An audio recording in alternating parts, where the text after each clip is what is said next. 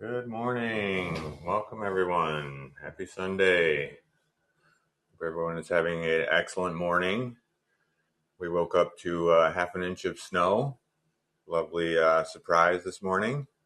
Good morning, everyone. Got your coffee? Oh, it's a lovely morning here. Tea, good idea. Tea is always nice. We just went and bought a whole variety of different teas. Um, Bag tea this time. Sacrilege. But yeah, Good tea is morning. awesome. We Good love tea. morning. Hello. Welcome, everybody. Those of you who, You want to do British tea? yeah, Nice. Real tea? We usually do loose leaf, but I needed something faster for my day.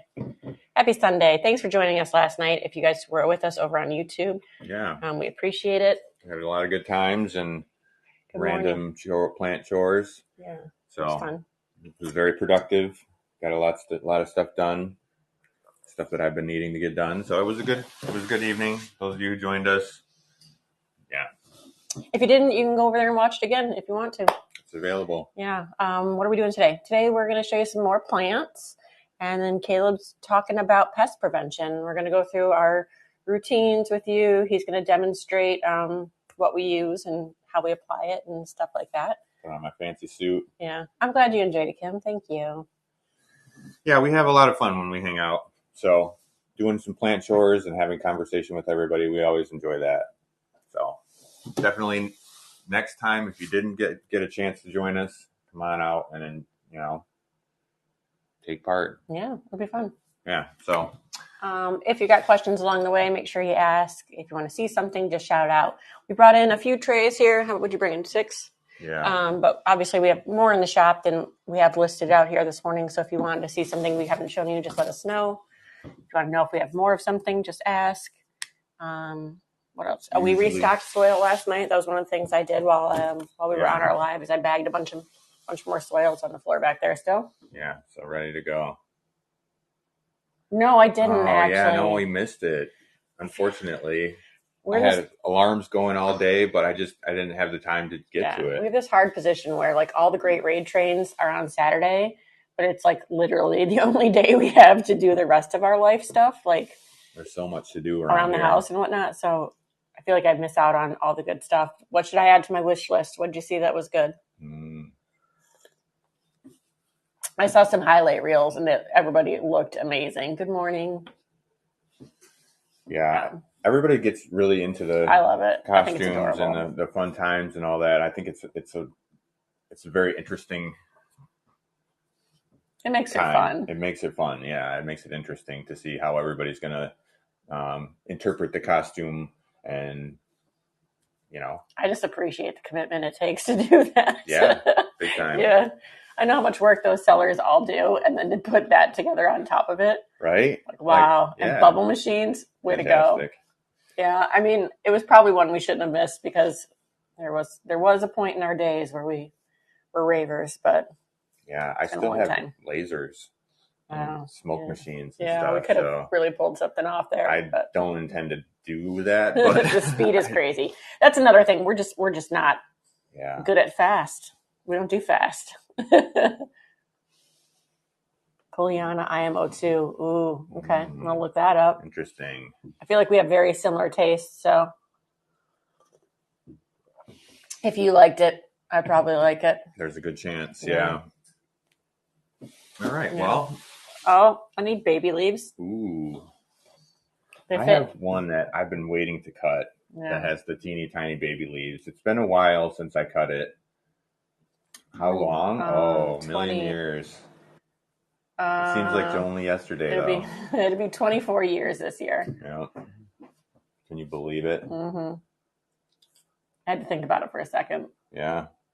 We've been together since 99. No, 2000. Yeah. 2000. But yeah, married for 24. Yeah. Oh, yeah, I want to see it. Thank you. Definitely, it's been a journey, haven't we? We've been on quite a journey. Something. Things went cheap. I don't know how they afford it. I don't know how they put in that much work. I think it's more of a volume over cost situation in that, you're hoping you sell a lot of plants so that you can balance out selling them a little less expensive. Yeah. Shipping that many plants is not any easier because they sold cheap. That's the tricky part. That's true. I mean, you Yeah. still have a lot of work ahead of you to put those all in safe packages and get them shipped Yeah. out. And it's Yeah. just, oof. Raid trains are amazing for that. They're a great way to get exposed to to buyers who maybe don't know you yet or things like that. So Yeah, I feel like that was our biggest benefit yeah. when we did participate Yeah. was meeting new people, having new people be introduced to us by way of other people know them, or there are other people's customers that are transferred over on the raid train. And so you're able to rub shoulders with people you might not ordinarily see. I like that too. I like that they the Hoya community that does those raid trains is always really good about including some sellers that aren't as well known and giving them an opportunity to get exposed to a lot of people. I think that's important. Yeah, it's a lot of fun. And thank you, Peony. Again, if you can have some benefit from the fun as well, I do think it's something fun to participate in from time to time. But yeah, it's not our pace. It's definitely a faster paced game over there than we usually play. So I don't know. I do think there's some value to it, but I also think a lot of people appreciate the way that we kind of have a more chill approach to things, and it's not so high stress and high tension when you're shopping with us. We're talking, we're chilling, we're hanging out. Yeah. we don't do high stress very well. So yeah. I get so anxious when we have to do those raid trains. I worry about it for days in advance. People are expecting whether or not we're going to have the right things and the fun things. Somewhat of a show, right? They're expecting to be entertained. I love watching them. And I just don't feel like I'm an entertainer. Yeah. I'm just a dude that likes plants, and that's not an entertainer. I'm just, I do like what I like. I'm enthusiastic about it, but I'm not, my interest is not to become an entertainer. I don't like... I like you. I get anxious that I'm going to underpay somebody. Like, I don't know. I know what value went into our plants. I know how long they grew for, what they cost us to buy, where they, all of that. And I don't know that for a lot of, the sellers that I'm not aware of. So I feel like they, I don't like not giving them their value, but I also just want to be like, okay, whatever you need, I'll do it. I appreciate that. We try to be somewhat informational and bring something to the table, because it's not like we're not that entertaining. Hopefully our information is entertaining enough. Like, that's the point. But yeah. Yes, we are very married. Yeah, still very married on purpose. We like each other. It's deliberate. She knew I was like this before she married me. Yeah. She agreed to it while knowing full well. Yeah. So, no, we have a great marriage. We love each other very much, and we got a whole bunch of kids.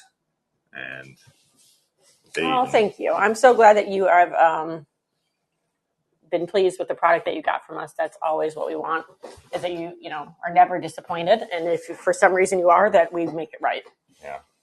Yeah, that's always been important to us. It's an important part to us, for sure, that you guys have a great experience, so that you want to come back, you want to come hear our talks, hear our conversation, and be a part of it.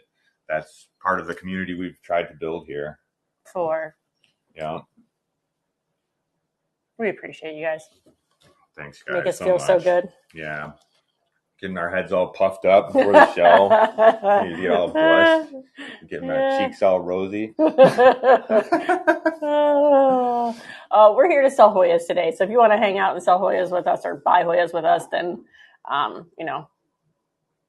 hang out. But if you want to ask questions about our personal lives, we do that probably more casually in our chats over on YouTube. Feel free to join us there. Yeah. Oh, thank you, DMC Danny. I'm glad you're local too. Yeah, I'd have to say I am old enough to know better, but still I persist. Anyway. So okay, look at what we have here. We have a beautiful Thompsoni white flower, gorgeous splashy leaves, fuzzy, and cute little white flowers. I've not seen ours flower yet, but we're still waiting. But They're not that fast. but nothing. They're very beautiful, and they have beautiful, cute little leaves, smaller than the regular variety, but they're just such nice slower growers. So you did end up with 21 Hoyas, even though you said you weren't. Oh, fantastic. There you go. That's how they multiply. That's so many. Yeah. And they're all great, right? Like, and then I don't know. Trying to let go of them. You're like, I'm going to cut this so that I can let somebody else have it. You're like, but it's so pretty. That's what happens with me and Pubicalix. I just keep potting them up, and then I'm like, oh, I'm going to have to keep that one too. Good morning. Welcome back, Jacob. Right? Yeah. I don't know. They're infectious, right? It's contagious, and that's why they say it's a slippery slope. You can't just have one. You want them all. Look at this beautiful silver dollar. Gorgeous silvery leaves. Nice thick texture. I'm a big fan of the way this one grows. It gets beautiful sun stress, and these leaves can size up quite nicely. But very beautiful, easy grower. Okay, next we have Elliptica Splash. Another favorite of ours. They've got this gorgeous vein pattern, and the splash on these is very unique and very beautiful. Our mother plant grew out and flowered for us very quickly, so it's just one of those really, it's an awesome Elliptica variety. I think that I figured out that the splash, it reminds me of bleach spots. Yeah. Like someone like, you know, I used to do that on t-shirts. Yeah, it kind of does look like that, yeah. That's what it reminds me of. Yeah, it's like someone just removed the color on those splotches or something. I see what you're saying. Yeah.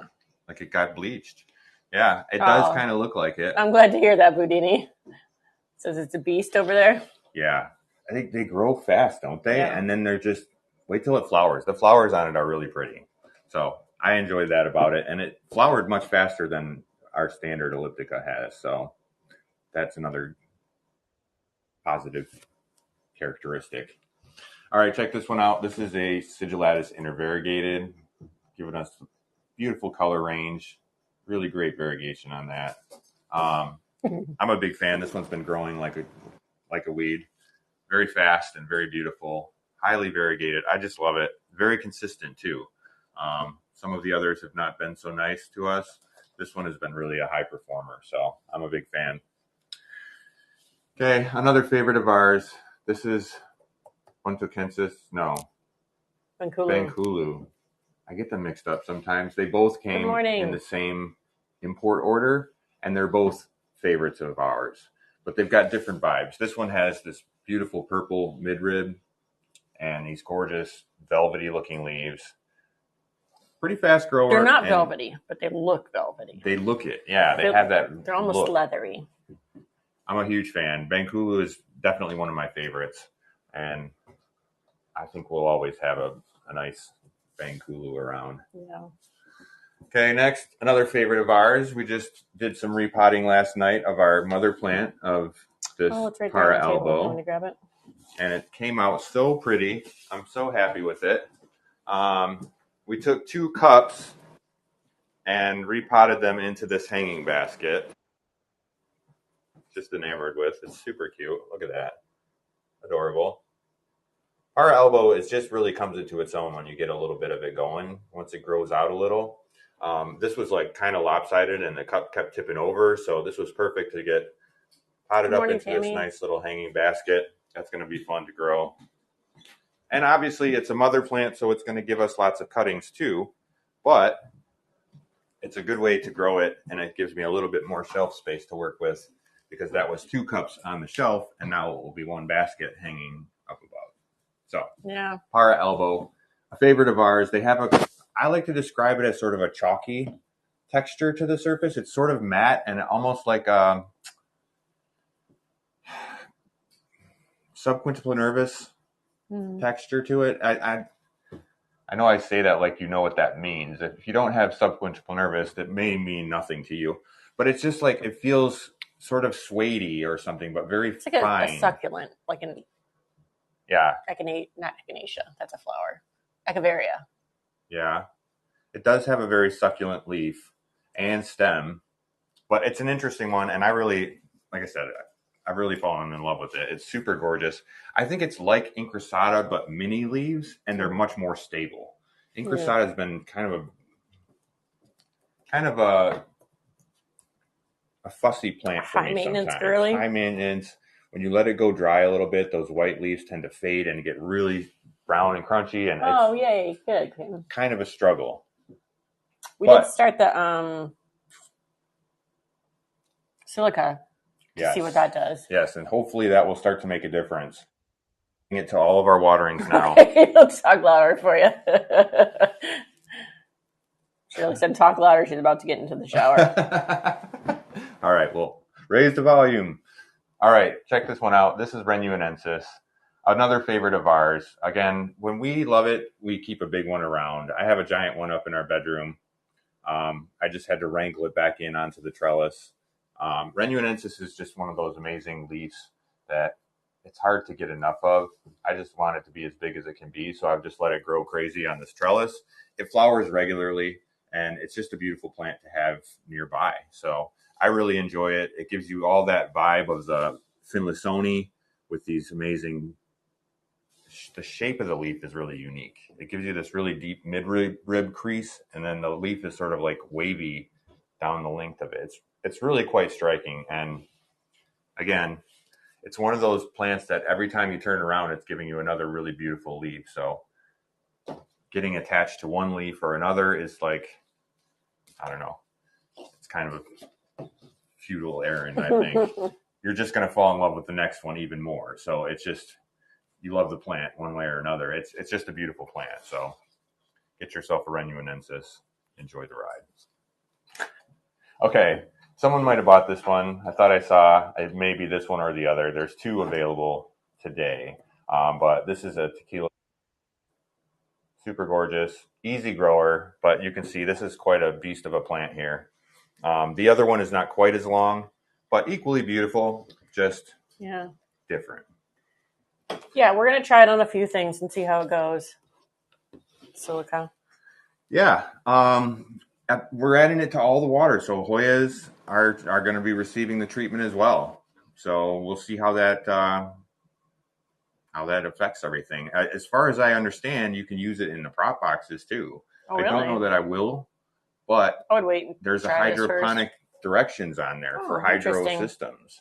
So that may just be for hydro feed, auto feed type systems. Yeah. And I have to do some more looking into that, because on the instructions, pre-mixing it either. And that is something that I've been doing on advice, but it wasn't something that was instructions on the container. Interesting. So. All right, we have Tam Dow, another really beautiful, interesting large leaf. They get this really interesting wavy texture down the. They're very beautiful, really dark, rich color, sort of a sinister shape to them. That really nice point, but I don't know, that splash. It's a gorgeous leaf, and they're large and in charge too. This wants to be on a big trellis and grow nice, big, large. It's got a thick, coarse vine with big leaves, and they get much bigger. So it's a fast. Give it a lot of room on a trellis or a hoop trellis or something, so it can wrap on there, because this is a grower. This is one that you can see this vine's already taken off, and it's definitely going to get much bigger. Our mother plant is climbing up the front of mom's right now because I didn't need to cut it, so I moved it like a rope. I had to like coil it into a tote and carry it over there. So we really enjoy it, but it's a fast grower, so oftentimes it'll outgrow our demand. I don't need to make as many as I can with that particular plant. So I don't cut them all at once. Okay, here is another interesting one. This is Botanica. Oh man, my brain is not working properly. I think I need more coffee in it. Botanica. We love Botanica because of the sun stress factor. They sun stress with relatively low light. They're very easy growers, and they're unique leaf shape. So they have a lot going for them. They also have a pretty flower. But yeah, it's a very interesting and unique looking plant. All right.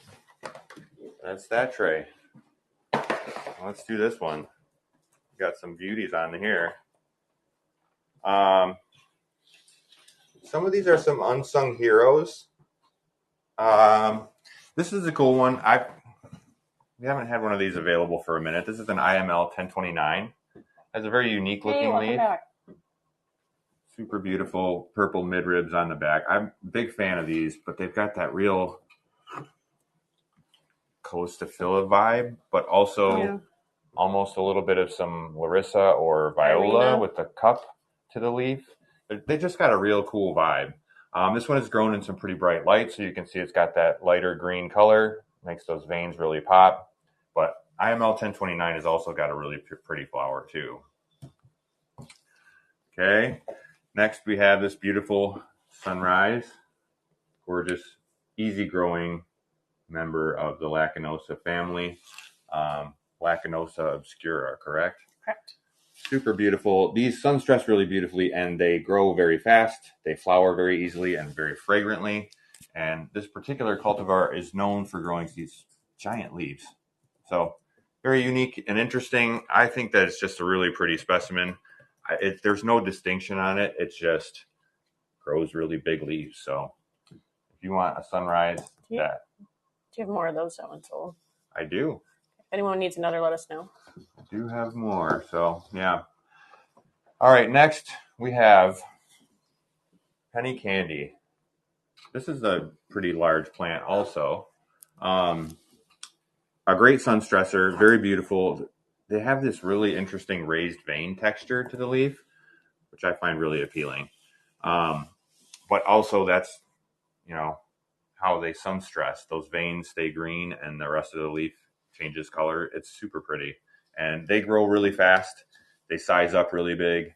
I'm a big fan of the penny candy. Okay, another beautiful and interesting, this is an outer variegated obscura. You can see those leaves that we propagated it from. Look how large that is. This plant just shocked me. I didn't know they could get that big, and our mother plant just took off. Penny Treat is the same as the Silver Dollar seedling. It's right. It's on that tray, I think, right there. No. So Penny's Treat was it's MB 1405B. It looks like a Silver Dollar, but green. Sun stress is really pretty red. This one is more like a Erythrina cross or something like that, I would guess. So this is Penny's Treat. Yeah. Do you have more of these penny candies, or is this the only one? That was the only one. Yeah. Yeah. Unfortunately, at the moment. Do you have another Sunrise? I do have another Sunrise. Let me go grab one. We've got a couple different clones of the Sunrise, and some of them will have a darker green, some will definitely have a lighter green, and some will definitely get much larger leaves. I love the Penny's Treat. I think it's very hardy. If you like growing Silver Dollar, then I think you would like the Penny's Treat a lot. I don't think they grow pretty fast, but they grow kind of compact, so they're not like super huge. I don't know if ours has ever gotten super splashy, our Sunrise. You've seen our Sunrise get splashy when it's pale? This has some nice splash. No, it actually does, yeah. Yeah, you can see these leaves have got some pretty good splash. It's not, I wouldn't say it outrageous. I think they were from YouTube, so I went over there and shut off the YouTube comments. It's nice to be able to stream this over to the YouTube, but sometimes you pull some crowd that maybe doesn't know what we're doing over here. So, okay, Kim wants that one. Okay. Yeah, I think that's a pretty nice specimen.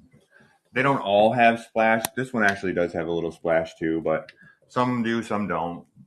Either way, it's an easy grower, and I'm a huge fan of those giant leaves. So. Oh, I thought I pinned that to you, Kim, but it looks like I just put it at the bottom, so get that good. Okay. Another favorite of ours, a staple in the collection, we have Colonel Meekins. Giant, round, pillowy leaves with fuzzy backs, fast and easy growth, nice woody vine, great for trellising, and beautiful white flowers with red centers. Very forthcoming with the flowers. It doesn't take a huge plant before it gives you flowers, so I think there's definitely some fungi in its genetics somehow. But either way, Yeah. it does look like a large fungi with giant round leaves. I'm a huge fan. I think it's prettier than fungi sometimes. I do think it's more consistent in its leaf shape than fungi can be sometimes. We've received quite a few different fungi as gift plants, and a lot of them often will have no fuzz on the back of the leaves or much smaller leaves or different shaped leaves. So I've seen quite a few different things, fungi, that I don't know if I would characterize that in that way, unless, like I said, obviously you bought it that way. But I think fungi is incredibly easy to hybridize. Yeah. And so it gets circulated as clones a lot, but they look very similar to the regular fungi. So yeah. It's an interesting one. There's a good reason you want to. It's really easy to grow plant. Yeah. They're beautiful. They flower very quickly and frequently, and they're just a trooper. Yeah. We have a giant one that we really love, and it's also has large leaves that are similar to this Colonel Meakin. So definitely a great one. I think the Colonel Meakin's grows a little bit larger leaves. Yeah. But I think it's subjective. I think you might be able to grow larger leaves on your fungi depending on how you're growing it. You know, I know ours is growing in a giant basket, and it's a huge plant. So, all right, here's another interesting one. I don't know if everybody's interested in mutated leaves, weird leaves. This is a species AH001 Vietnam. But as you can see, we have like this sort of dovetail thing going on here where these leaves have conjoined. Isn't that awesome? I think that's cool. I don't know. You may not agree. You may not think that's cool, but I think when leaves do weird things like that it's interesting. So it's uncommon, but it's interesting. And I think that's just something I wanted to bring to your attention. They don't usually grow like this. This is the first one I've ever seen do this. Yeah. Usually this species, the leaves are very ordered and very structured, and they have a very similar, if they're large or small, they all have a very similar shape. And the speckled splash is very consistent. And so like, it's an interesting thing that this one has mutated because it's so consistent. They are relatively thick, similar to a verticillata. Yeah. I mean, I've definitely seen a lot of different mutations here and there, but this particular species, I'm surprised to see it because it's so ordered, you know? So interesting, but unique, and I don't think it's not valuable. It's just interesting. It's remark worthy. It also has a very pretty splash on that species. Yeah, I'm a huge fan it's like around. A verticillata, like bloom is white, right? Yeah. Yeah, and they're pretty. Okay, here's another favorite of ours. We've gone sideways. Yeah, I don't know what happened there. MT09. I just got a new one of those years ago, and things went sideways, and then we ended up losing it. However, I just got in those plants that we got from the Plant Queen, we got one. So we're going to try and regrow it again from that. It is growing already. So we've got some new leaves and everything. I just watched a frog fall off the shelf. Fantastic.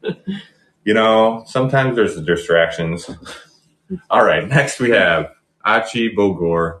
Look at that gorgeous new leaf there. Beautiful feathery raised vein pattern on these leaves. Super stunning. I'm a big fan of these. However, a word of advice: grow these in lower light. The leaves get bigger and they don't get chlorotic. In the bright light, they tend to get a little bit yellow in spots, and it's not its best look. So Achi Bogor, super beautiful and easy growing, prefers the lower light. Okay, here's another interesting one. This is a Diversifolia Maharani. Look at that pretty new leaf.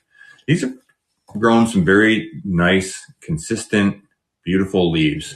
The other Diversifolia was a dud for us. I could not make that one happy. It was not a good thing. So we don't offer it. We're against it. We threw it away. We got something out of it. That was it. We were like, all right. It's the outer variegated version.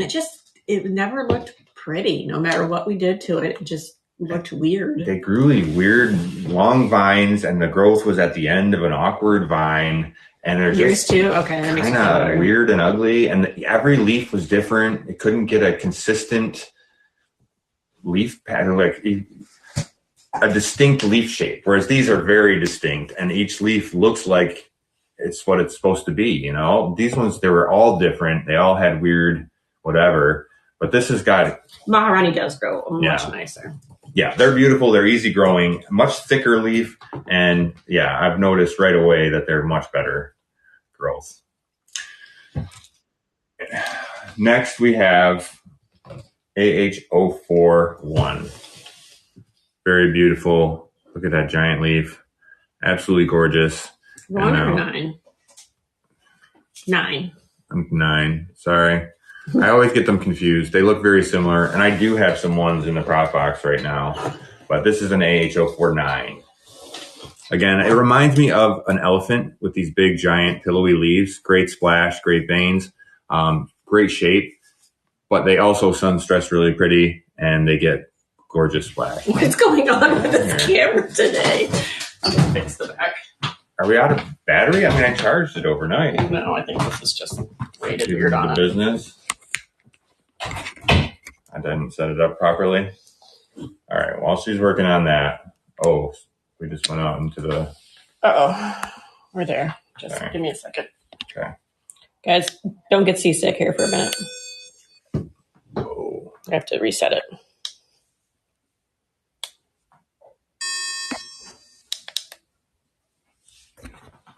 I don't know. Weird. Yeah, that's troublesome. I mean, anyone? Sorry, guys. Everybody just look away for a minute. Okay, hang on.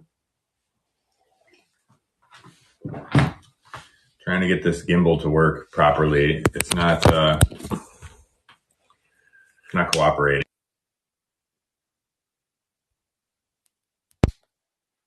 Okay. You need to move it? I think we're good. It seems like it's working. Okay, we'll try again. It's tired, yeah. We had it up late last night. Yeah. No rest. No rest for the wicked. All right. Let's try this again while we still got cameras pointing in the right direction. This is a beautiful Mayumi. Absolutely gorgeous. Oh, fun. These get some really nice sun stress. The margins start out with this really nice dark ring. And then as they get sun stress, they turn full red. Super beautiful. And I can't wait to get ours out in the sunshine this summer. They are stunning, aren't they? I'm a big fan. And the more we cut it, the more the leaves keep sizing up. I'm really impressed with how that mother plant is doing. So definitely even better than I thought it was going to be. So fast to propagate, fast to grow, and just very beautiful. I can't wait to see the flowers. Okay, next we have, this is Swiffer's Dream. Another really gorgeous, compact growing flower with unique green leaves. Also has really beautiful flowers. But yeah, super cute. Swiffer's Dream. All right, this is another one that it's a favorite of ours because of the way that it flowers and the way that it performs. However, it's not all that convincing back. being, hey, welcome.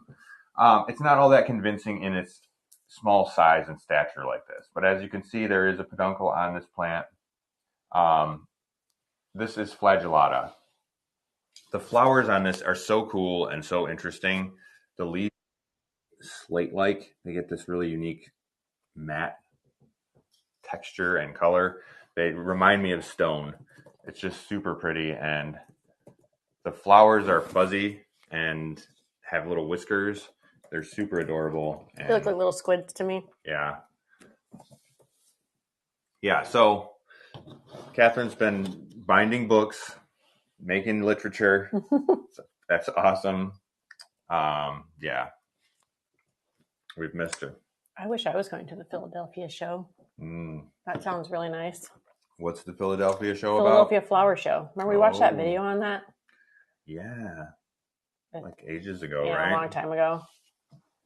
Interesting. We had a minute there. We were like, we're going to go there one day. Maybe we still get to. Yeah. We missed you too. We hope that you're doing well. Yes. You're going on Monday? I've heard it's a really big show. Oh, I'd love to see pictures.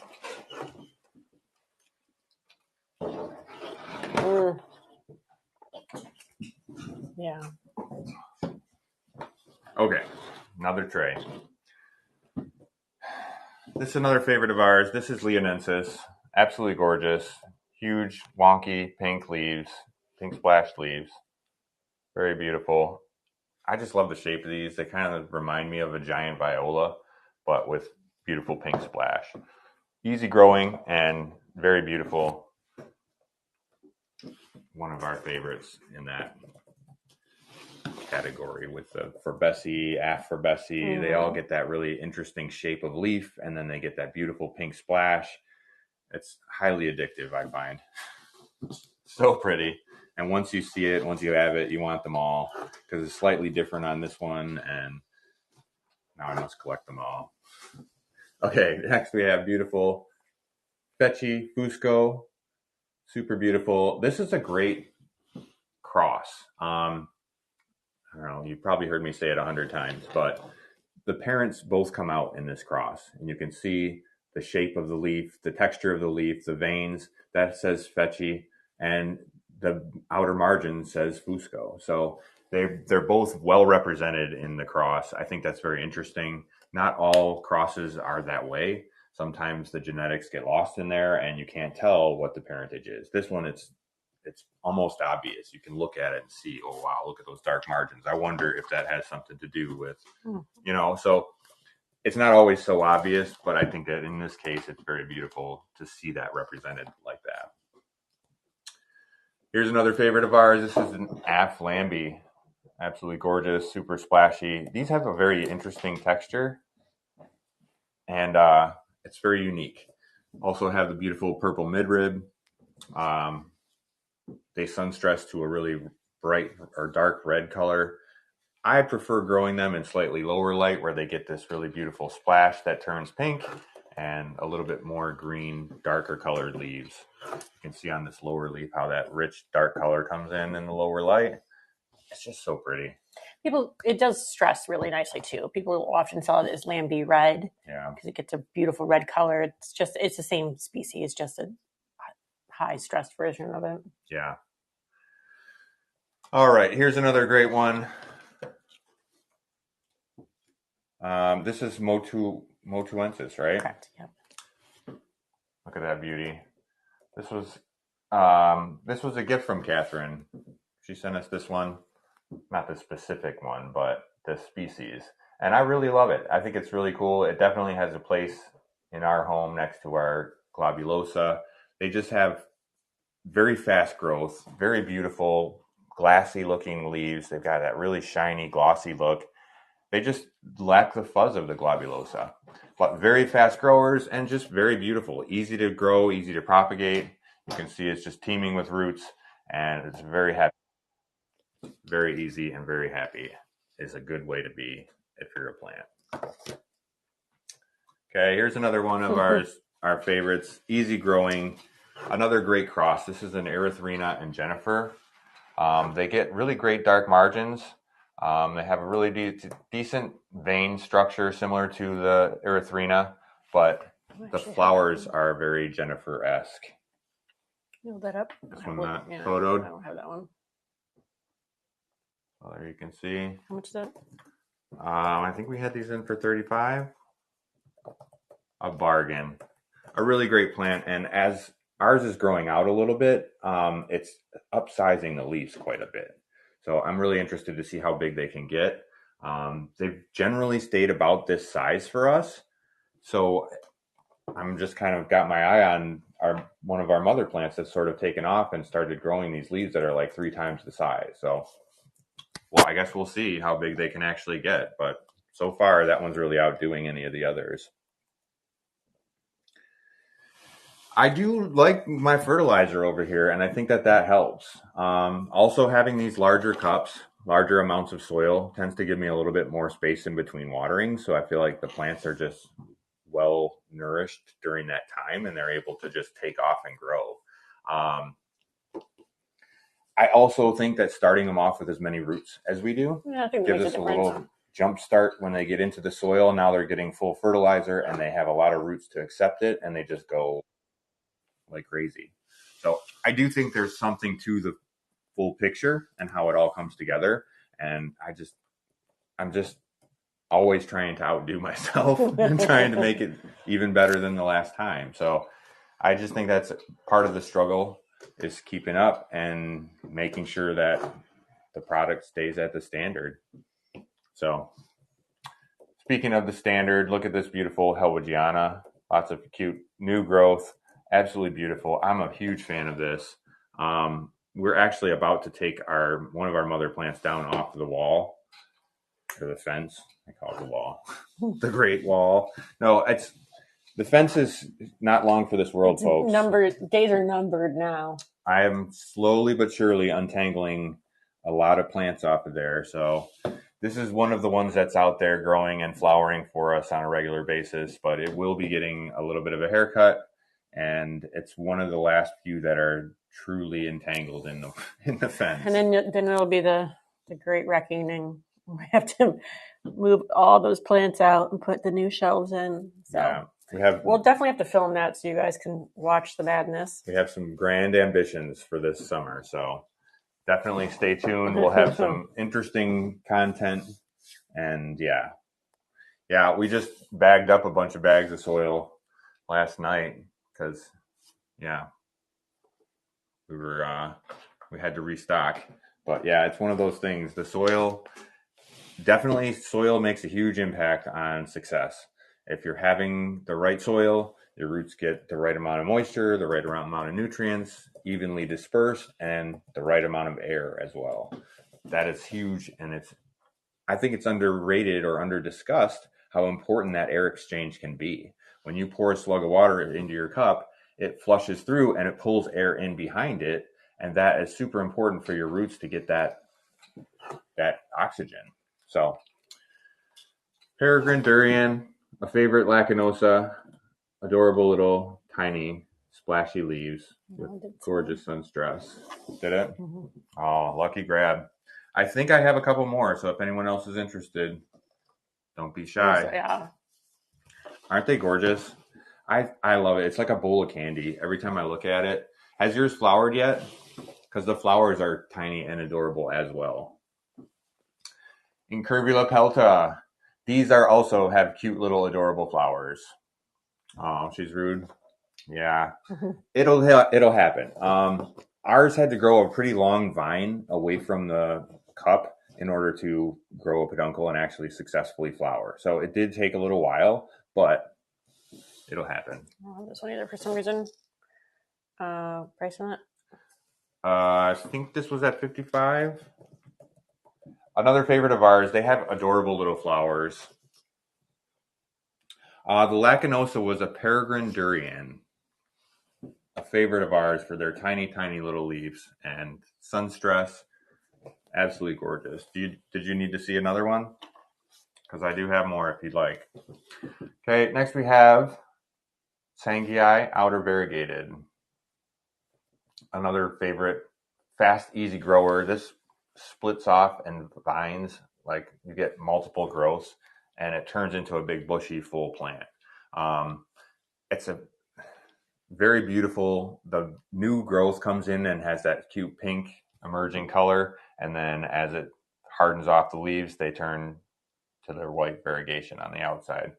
Very beautiful, easy grower, very fast to grow.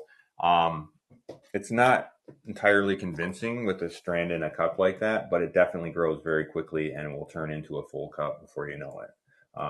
When we got it, it was not much larger than that, and it's now just ridiculous monster. It's cascading, and it's probably all tangled up in our Rebecca and all the other things that are nearby. So it's just a very fast, easy grower that before you know it, it takes over the spot, and you're like, wow, that thing has really grown a lot. Every time I pick it up, I'm surprised at how big it's gotten. So I love it. I think it's a great one. I'll always keep a decent sized one around because they're just so pretty, especially once they start to accumulate. I think this already sold. This is a very beautiful Morelli. Yeah. So if you were the one, lucky grab. We do have one other in the store, though, I think. Yeah. Okay, next we have a Finlassoni Sucrin. Another very beautiful. These have the great shape. They're like really curved like a banana, and then they have a super pointy leaf tip. Gorgeous splash, gorgeous veins, and yeah, lots of new growth. Finlassoni Sucrin. They're not the fastest growers, but they're definitely very rewarding because the leaves are gorgeous.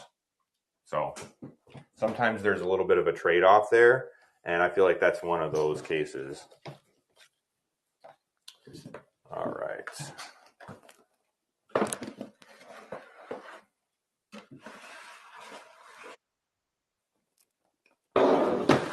We got a couple of repeats on this tray. So we're going to blow through a couple of them. We have another Bangkulu, very beautiful, slightly different shape. You can see how it's doubling up on this node and giving us another growth point. So very interesting, but definitely demonstrating that growing from the highest point. His Hoyas are trying to climb up. So they have a mind of their own. Okay, another Erythrina Jennifer cross. Very beautiful, easy growing. Okay, here's another Penny's Treat. Slightly different arrangement, but still very beautiful, gorgeous shape, texture, and beautiful green leaves. Okay, here is another Botanica. You forgot that one twice. Jeez. Yeah, I'm just not connecting the, firing the neutrons and neurons aren't connecting in the brain this morning. Yeah.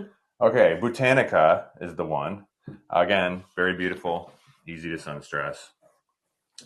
Okay, we haven't shown you one of these. This one is a Michele.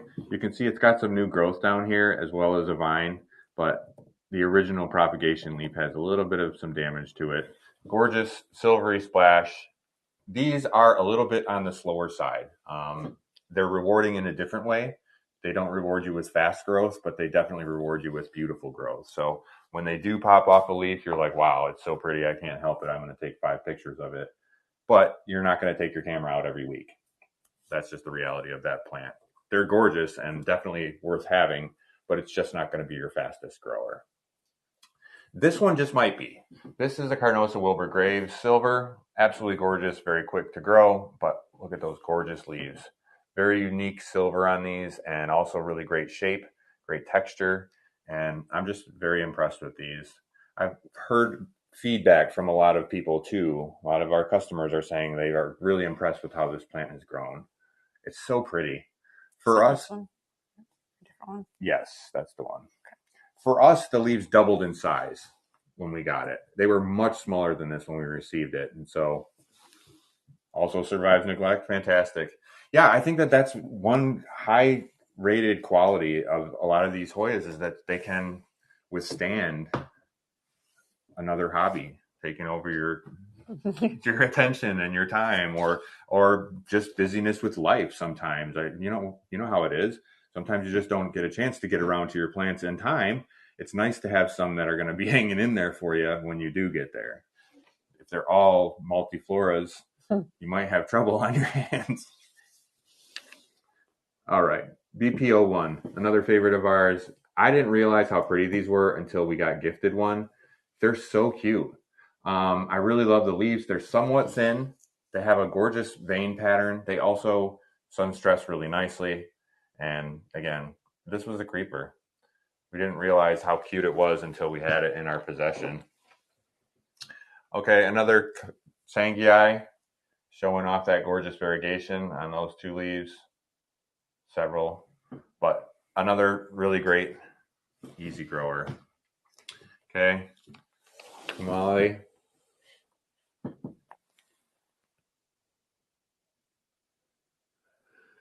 Focus foliar. We don't do any kind of foliar spray that's Yeah. on purpose. Like sometimes the fertilizer just ends up there. But yeah, it's mostly, our philosophy is mostly soil based because our philosophy is heavily weighted towards root development. And I feel like that's, if you're seeing benefit, that's amazing though. yeah.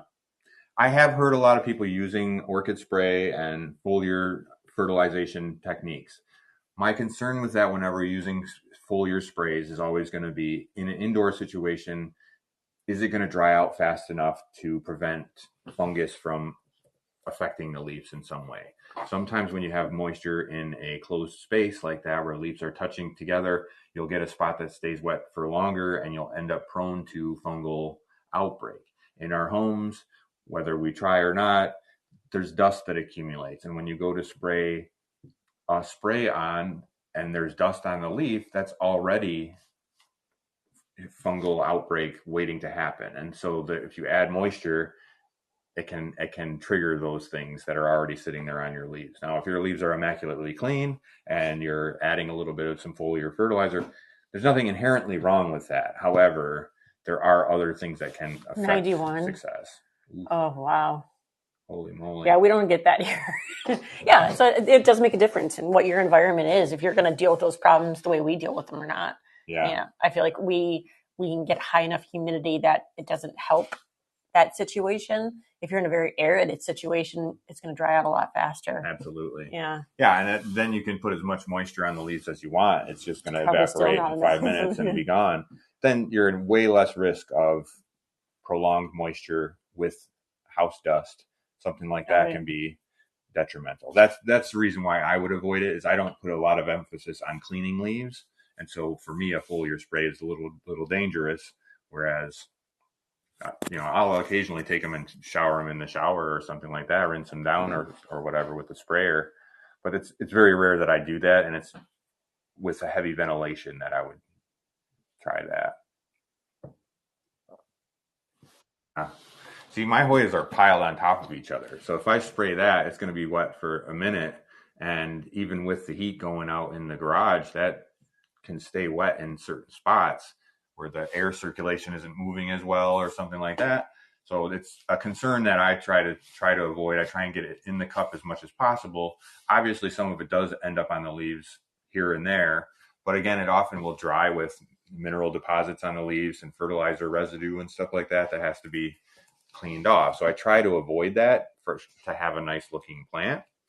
And for that reason, and we tend to focus more on the roots. Again, with fertilizer in a foliar spray, it's a very low quantity. They don't usually put a lot of it in there. And so you can do that quite frequently and they'll absorb it and it can be okay.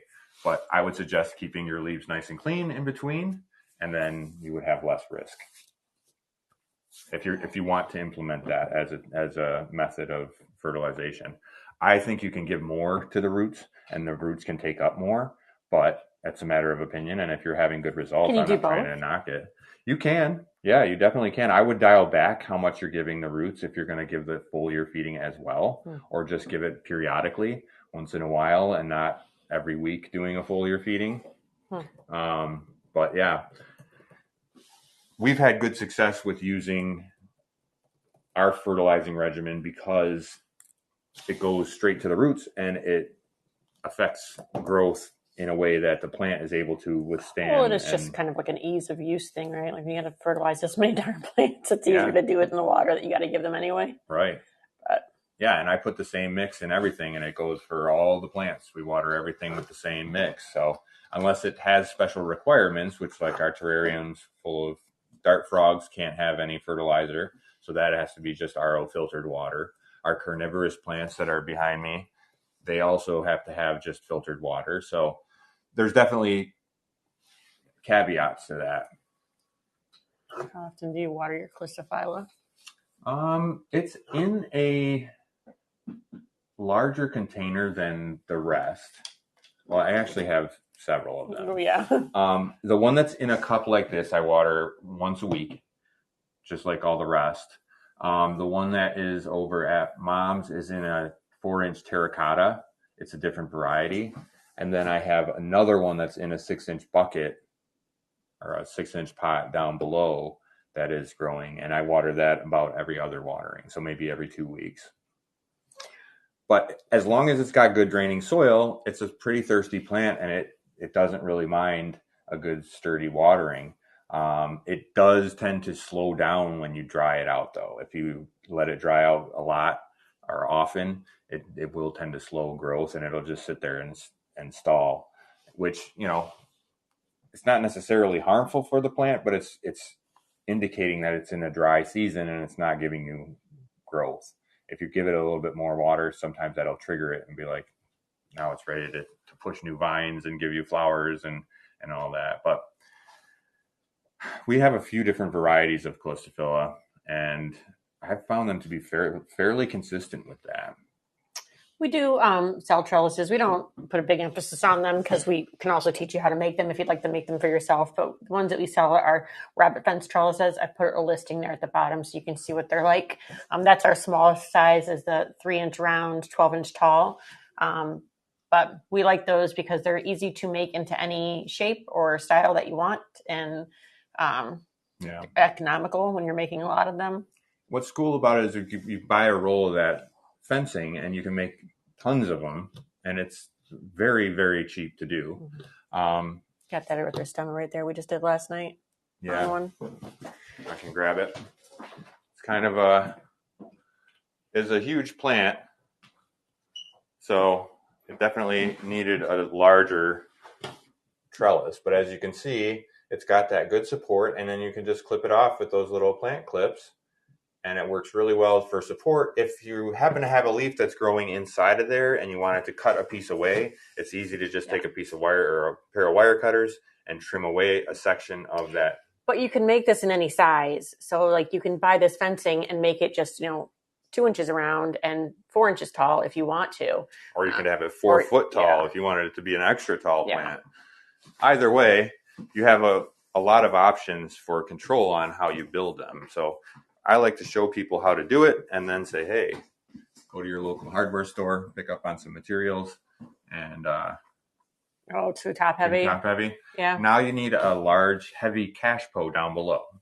So that's what helps to balance it out, is you need a good terracotta or something to slip your clear plastic cup inside of, or you can upsize it. Sometimes I'll just find one that fits really nice and snug, or sometimes I'll plant it right into the terracotta. I've done that as well. I have to admit, some of our plants are not in see-through vessels, especially once they start getting larger. Sometimes you run out of ability to have a large enough container in a clear see-through container. So there is a difficulty there between this size and the next size up. Sometimes it's hard to find good clear cups for that size range.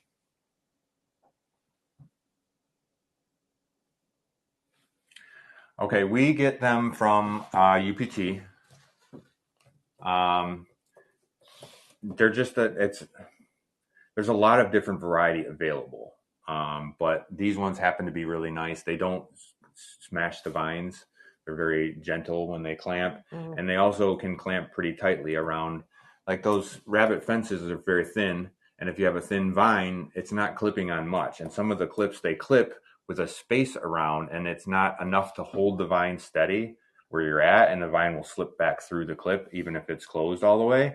So some of them don't really work as well. This one has a nice gentle, it closes on the vine and it holds it in place. Yeah, but Unsolicited Plant Talks, I think they still have them available. They usually sell them. You buy a whole bunch of them at one time, like 200 or so. They're inexpensive and work really well. It's definitely worth it. I think, I'm sure you can get them other places too, Amazon and whatnot, but I think she buys them in a huge gross so she can sell them pretty cheaply. Yeah. Yeah, and I think you showed that one. Probably just weighing them out by a weight. Mm-hmm. But here you go. Here's about 250 of them. Okay, we have Capit Borneo. Great veins, great splash, round tips on the leaves. Super beautiful, easy to grow, and just one of our favorites. We really enjoy it. It's got the same Finlaysoni vibes that are highly collectible. We really love that. And also, they're just easy to grow. I have some where the runner died after being clipped. Should I wait until they start leaves? To trellis or to cut? I don't know if she still is on Palm Street. Let me see. I would suggest trellising before you get leaves to grow in, because the trellising sometimes when you loop the vine, the leaves will be pointing in the opposite direction that you want. So if you can take your runners and loop them onto your trellis and support them, when the new baby leaves start to come in, they will have a place to grow and be supported and secure. Be careful that you don't clip right over a node where you're actually going to have a growth at. You want to clip in between the nodes where the stem is smooth. There'll be a slight bump at the node where the leaves will grow, and you can sometimes tell which side the leaves will grow. Make sure that side is away from the trellis and not clipped right up against it. So if it does try and grow a leaf, it's not just going to grow straight into the trellis. But again, clipping the vine gives it security, gives it stability, and also allows for when those leaves do come in, they're less likely to get bumped or pulled off when you're trying to untangle the vine that's crept across the She tray. has them on her website right now. So this is Unsolicited Plant Talks website. I don't see her. I don't see them available on Palm Street. I see her store still there, but I don't see the clips in it. So yeah, I've seen a bunch of different kinds. Often we'll get, with a plant we purchase, someone will give you a little bag, one of those little mesh bags for the seed pods, and a couple of clips in there with dragonflies on them or something like that. None of those are actually closed fully, though. That often will have that tunnel. Grab one off. Do you have one in your pocket still from last night? I took them out.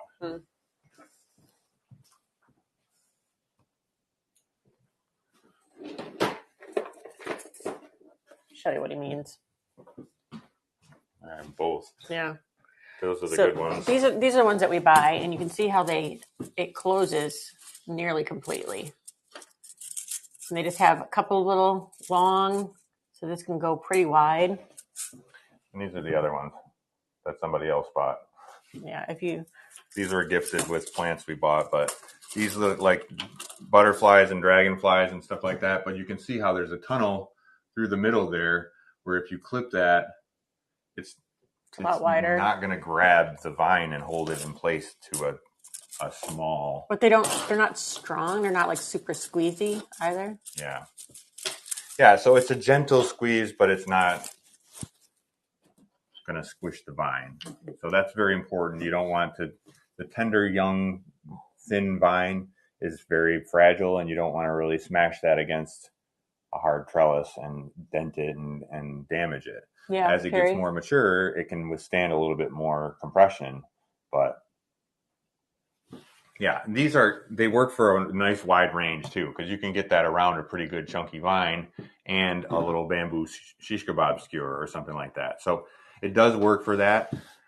Sometimes you have plants that it doesn't work. Our outer variegated subquintuple nervous has a stem that's like the size of my finger. It's super huge, and you're not going to hold it with a clip like this. So if you want that, you need some other options, Velcro or those wire ties with the rubber coating on it or something like that can be useful for that.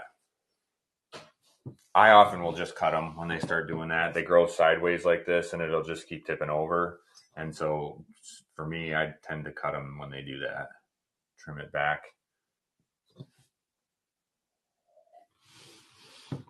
Yeah, it's something to watch out for. I feel like when you find something that works well, these particular ones have been really good performers. And so, especially with the fence out there, how I set that up, obviously that was a mistake, but they've been very useful for removing plants with ease and clipping plants up with ease. And so when I need to make those adjustments and remove plants or cut plants away, it's been very easy to reuse these.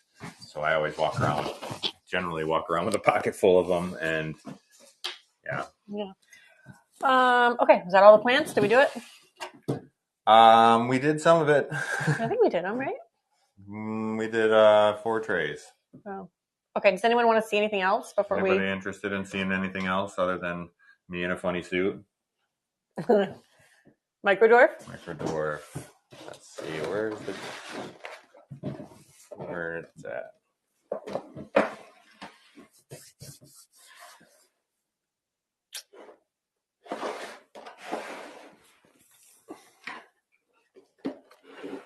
Oh, it might not even be in here. I think it's outside. I'll be right back.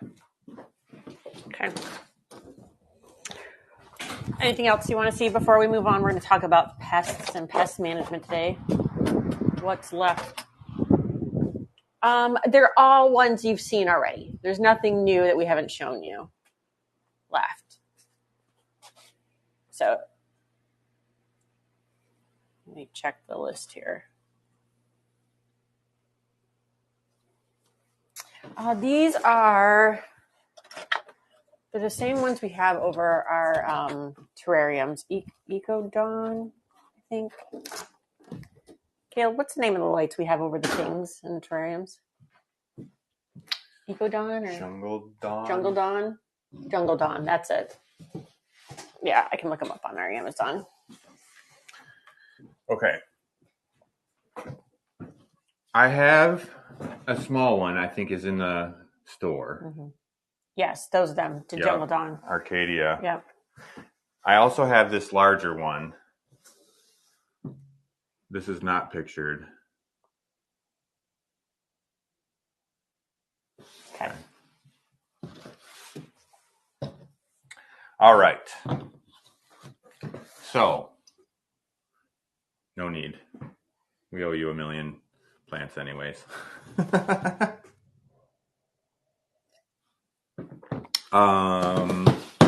Yes. So I brought in a few things so that we can show what we do for insect How did you mount control. your someone asked your light there for your Arcadia light? Oh, it actually came with a couple of like little clips that I was able to screw to the top shelf above, and then it just like clips into it. So you actually had to screw into the shelf. Yes, yeah. But Absolutely can.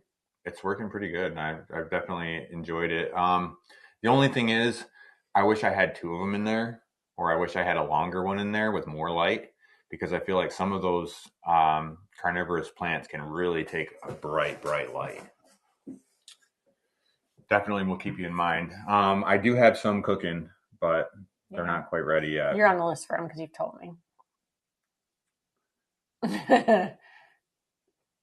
Yeah. I think they're so cool. Those Dracaeras have really got my attention, and I might want more of those different species. They're just so cool. It did take a long time to grow them, though. From seed. We got seeds, and it was a patience builder for sure. I've had to water them every single day. It's definitely not a low maintenance thing, but it's a very high enjoyment thing. So that's definitely one of those things that I think I have a lot on my plate on a daily basis, but there's certain things I find that are worth it. The frogs are very rewarding. The pings and the carnivorous plants are very rewarding. Obviously, we love Hoyas, and Hoyas are very rewarding. It's been amazing to have this business and to be able to grow and sell amazing plants that we love and love to collect. To be able to sell them for a living it's been a real rewarding journey for us. So we're very thrilled with it. It's been a lot of work, but a lot of good work, and it's been awesome to be able to do it together. So I don't know if anyone saw, but today actually is 5 years that we've been legally in business as a plant company. Can you believe it? 5 years goes by so fast. Yeah. But yeah, we've enjoyed every moment of it, and it's been awesome. It's been really. Yeah. It's sometimes I wonder, how did we ever get here, right? I mean, if you told me, 6 or 8 years ago when we started, really getting into plants that like we could make a business out of it, I would have been like, you're crazy. Right? Who wants to hear about these plants? Thanks, guys. We appreciate you. Okay, let's talk about pests. Yes, let's discuss it. Let's discuss the spraying of the pests. So there are a couple resources I wanted to point out for you guys in case we don't get to everything. Over on our website, we do have our post up about Hoya pests and management and what we use, some common pests that you'll see. The other thing I wanted to share with you guys was a lot of our pest management information has come from Michigan State University. We're lucky to have a agricultural college here in our state that does a lot of work with this type of stuff. Most of what they have, most of what they gear their information towards is big commercial grow spaces, right? But we can still take from that and kind of learn from it. They released yesterday their updated pest management guide for 2026. I've posted a link to this over in our Facebook group as well for everybody if you want to see it. It's a lot of the information we kind of condensed down, but if you want to go super nitty gritty into some different pesticides and their modes of action. And it's a good read. It's worth knowing. The more you know about these things, the better we can manage our pests in our home gardens. Even though they aren't to the scale that they're talking about here, we still have the same problems. Yeah. So, but the big takeaways that they point out, that we like to point out as well, are have a plan, have a maintenance routine, and have it be proactive. Like those are the big three things you got to do, is like know what you're doing to prevent pests, know what your routine is so that it's habit, so you're doing it all the time, and then know what to do when you find a pest and how to kind of address that. So how do we do that? A big part of that is it's reading the label. Mm-hmm. The people who develop these chemicals or these pesticides, they do quite a lot of studies on how effective they are and how to make them effective. So it behooves us as growers to learn those things, to study those things. So if we read the label, it'll tell us how frequently we need to treat for this pest or that, how much we need to add per gallon for this pest or that. It's all in there. It's all in the instructions. And I think that that's underrated. Everyone wants a very fast, how many teaspoons per gallon? And then they just spray it. And you don't really know what you're doing and why. And if you do the study, then you can determine how much is necessary and apply what's necessary, not put your plants under any undue stress, but also take care of the problem in an expedient manner and get back on top of it. So reading the label has been a huge part of that. Also, taking precautions for your own personal safety. You don't want to end up poisoning yourself for the short term and end up long-term effects from a short-term solution. So what I mean by that is take precautions to make yourself safe. I have a suit that I wear, a Tyvek suit, and I have a respirator that I use in order to prevent myself from breathing any of these chemicals while I'm treating. It's pretty important that you maintain that. Now, we're going to slightly violate that for a moment when we start filming that. Nicole's going to sort of stand just inside the door, and you guys can see how that looks when I'm treating the plants and spraying the plants. But there's going to be a limited amount of time where she's going to be able to be exposed to that without the respirator on herself. So we only have one respirator, and she's only going to be able to film so much of that. But I hope to give you guys a picture of what that looks like, and so that you can understand the extent that we're going to here to try and make sure that those pests are managed. Now, I say managed because eradicating pests 100% it's almost impossible. As plants come in and go out, there's definitely some circulation, and you always have plants in quarantine. You always have plants that you've just recently acquired. And so it's very difficult when you have a permeable situation like that. Important to always treat it like there might be pests somewhere around. Absolutely. If you treat everything like that, then you're going to be more cautious about how you handle things, how you make sure you don't, for like a food term, cross-contaminate. A lot of what we do is prevention, because we act like there's pests here, even if there's not. Yeah. And that's how you keep them from being here, is because you act like they're here and you treat them. So I think make sure you're treating. A couple of big angles to that. One is knowing how to find signs of pests, being able to identify when something might be a pest. If you've not seen it before and you don't know what to watch for, then it might get past you before you realize. Oh no. Yeah. So things like root mealies, they're hard to see. You won't see them a lot of the time if you're not looking. Clear cups. Yeah. If you're growing in, eclectic containers, that they're very beautiful and they're very cute and fun, but sometimes they hide a dark secret, and you realize a little bit too late that you have mealies in 10 plants instead of you caught it when it was one plant, and you could treat it in such a way and resolve the issue. So definitely something to consider. What are some symptoms and signs that you can watch for different pests? Well, where do I begin? I mean, it can range from different coloration on a leaf to spots on a leaf to the whole plant looking dehydrated and not plumping back up when you water it, not taking up water. It can look like half the plant can die. It can look, there's a lot of different presentations. Often you'll see a blemish on a leaf, damage to a leaf in some way. Fronts and backs are important to inspect. The stem as it goes into the soil is often an indicator for potential pests. Always check your soil, take a good look and see if there's any white residue on the roots or something like that. That can be problematic. Nubby stems yep. Where it's stunted growth, those definitely are indications.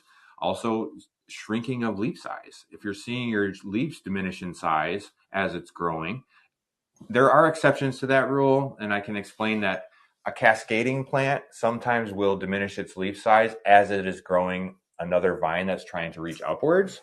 Yeah. The plant will divert flow of oxygen, and it'll direct the energy of growth into a higher growth point. So that type of size diminishment is understandable, but if you're seeing plant leaf diminishment in other ways, that might be a representation that your plant might be fighting a fight. None of these symptoms are specifically you have a pest, right. But all of them are symptoms that you should look further. You can have weird spots on your leaves that have nothing to do with pests, sure, right? Absolutely. You can have dehydrated leaves that have nothing to do with pests, but all of them are reasons to go looking for something causing it. Yeah. If you have a leaf that is newly forming and that plant is lacking water for a minute, let's just say it gets skipped on watering day. Well, that plant is not going to have the nutrients and the water that it needs to finish forming that leaf. And there may be some mechanical damage as that leaf is trying to form but doesn't have enough moisture. That might make a spot on the leaf or might have damage to the leaf in some way that isn't related to a pest. However, if you're also seeing this sign and that sign, you can put those pieces of evidence together and then maybe have a better picture of what's really going on there. If it's just a dry watering day, if you have edema from overwatering or a little bit of damage from underwatering, those type of things do happen occasionally, and mechanical damage is likely, but not indicative of a pest. So we're looking for scales on the back of the leaf. We're looking for potential bite lines or marks that go in a row that look like an insect is mining the leaf for all the juices inside, all the stuff that they're eating is inside the leaf, and then that portion of the leaf can die. A section of the leaf can die back, or spots on the leaf can die, or just a row of bites can cause a malformation in the way the leaves grow.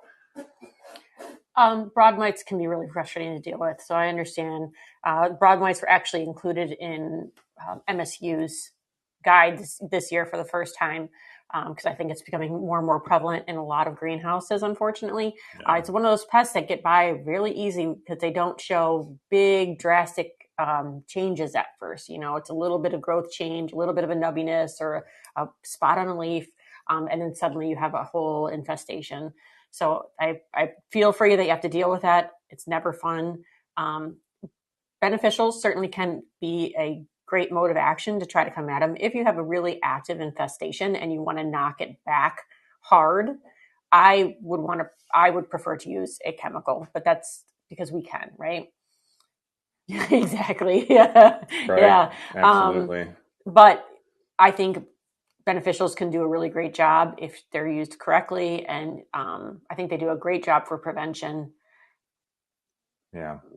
Provided they work in your situation. It's something you have to evaluate personally and see if that's the right choice for you. Absolutely. Everyone can get broad mites. Everyone can get root mealies.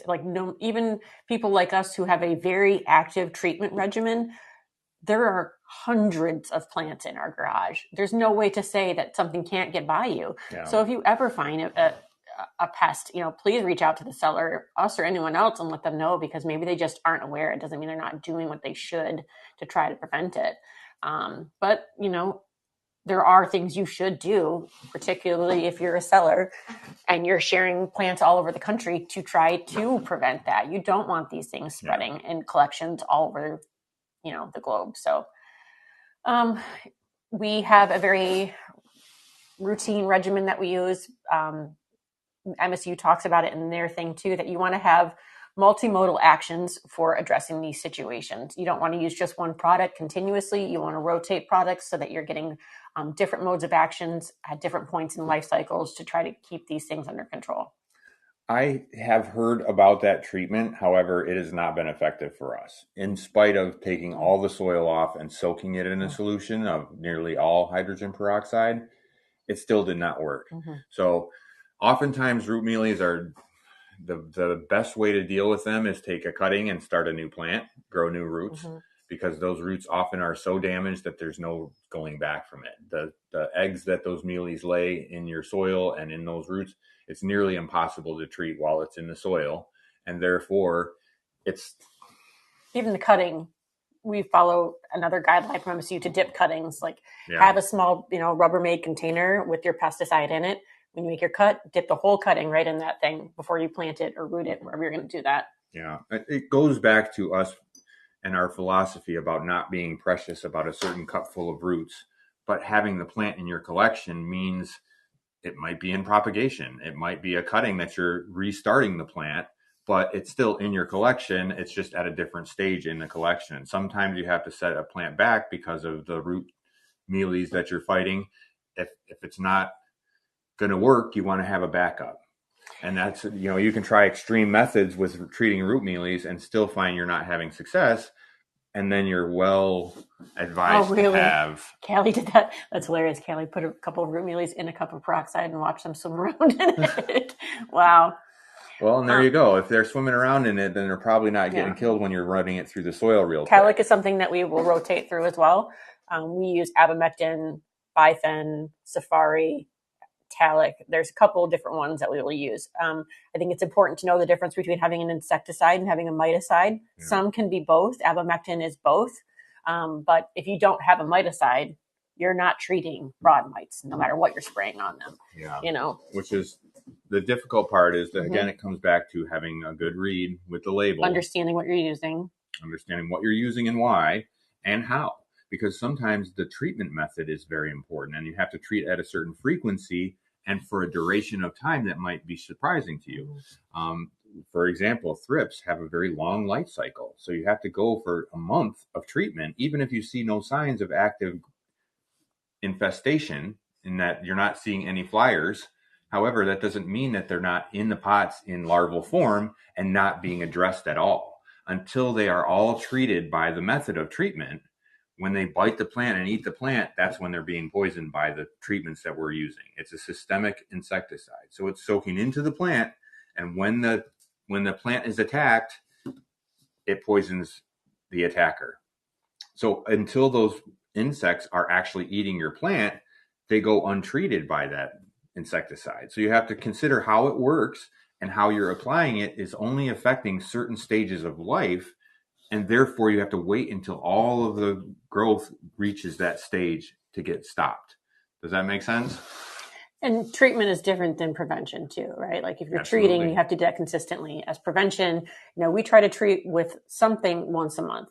So our rotation is that we treat with a miticide every 3 months. We treat with a insecticide every 3 months, and we treat with a broad spectrum every 3 months. So that once a month, everything is going. So ours tend to be abamectin, safari or bifen, and then Azamax for that. Now that's preventative. That's preventative. If we see something, that's a totally different thing. And then that strikes off a whole different regimen where we're out there treating every 3 days for a month then. So it's a lot more work if you happen to see something and you have to treat it. But again, being on top of it it's an obligation we as sellers have, is to make sure that what we're sending out is as pest-free as it can be by our hands. So there's quite a bit of work involved in that, but it's work worth doing. So yeah, you absolutely, they don't have to be dying to mean that they have pests. Like you can have a very healthy plant and it might be able to resist that pest pressure better. Yeah. So some plants are just tough. and they can withstand a heavy attack while still growing. You've seen those oh gosh, what are those plants that get scale? Is it like a Dracaena or something, like the ones? It's like a palm. They'll have like huge scale infestations, and they'll live just fine for years. You know, some cactuses. Yeah. Like you walk up to them, you're like, oh, it's a spotted. You're like, oh my god, that's all scale. Ugh. But they live just fine. Yeah, that gives me the willies. I know, right? I have a few cactus, and I just I fear the day. No, scale is not the worst thing to do. You just have to mechanically remove it. They're hard and to kill. It's a pain. Yeah, I'm glad we don't have to deal with that too often in Hoyas. Ugh. Yeah. Ugh, yeah. Gross. Yes. So let me show you some of the stuff that I brought in here. I have, first and foremost, safety gear is very important. Okay. I have this respirator that has a face mask just in case if they're spraying it around, you don't want to get it in your eyes. So it's very useful. These are available. I'm sure you can buy them anywhere but Amazon. I bought this on Amazon, but I've since been trying to limit my purchases on there. Yes, yeah, they have filters in the front that you can replace. Yeah, these are replaceable canister filters. You can buy those at Home Depot. I know you can buy the filters, but this is definitely it's a measure of protection. It's not the best available, but it is the best I can afford. So it is what it is. This is not a chemical safe suit. This is a paint suit. So this does protect me somewhat, but it is, you know. You don't go swimming in it either, though. Yes. So it's just to protect, from splatter, keep it off my clothings, and keep it. And usually you have overalls on underneath that too. Yeah. So I put on my zoot suit over here.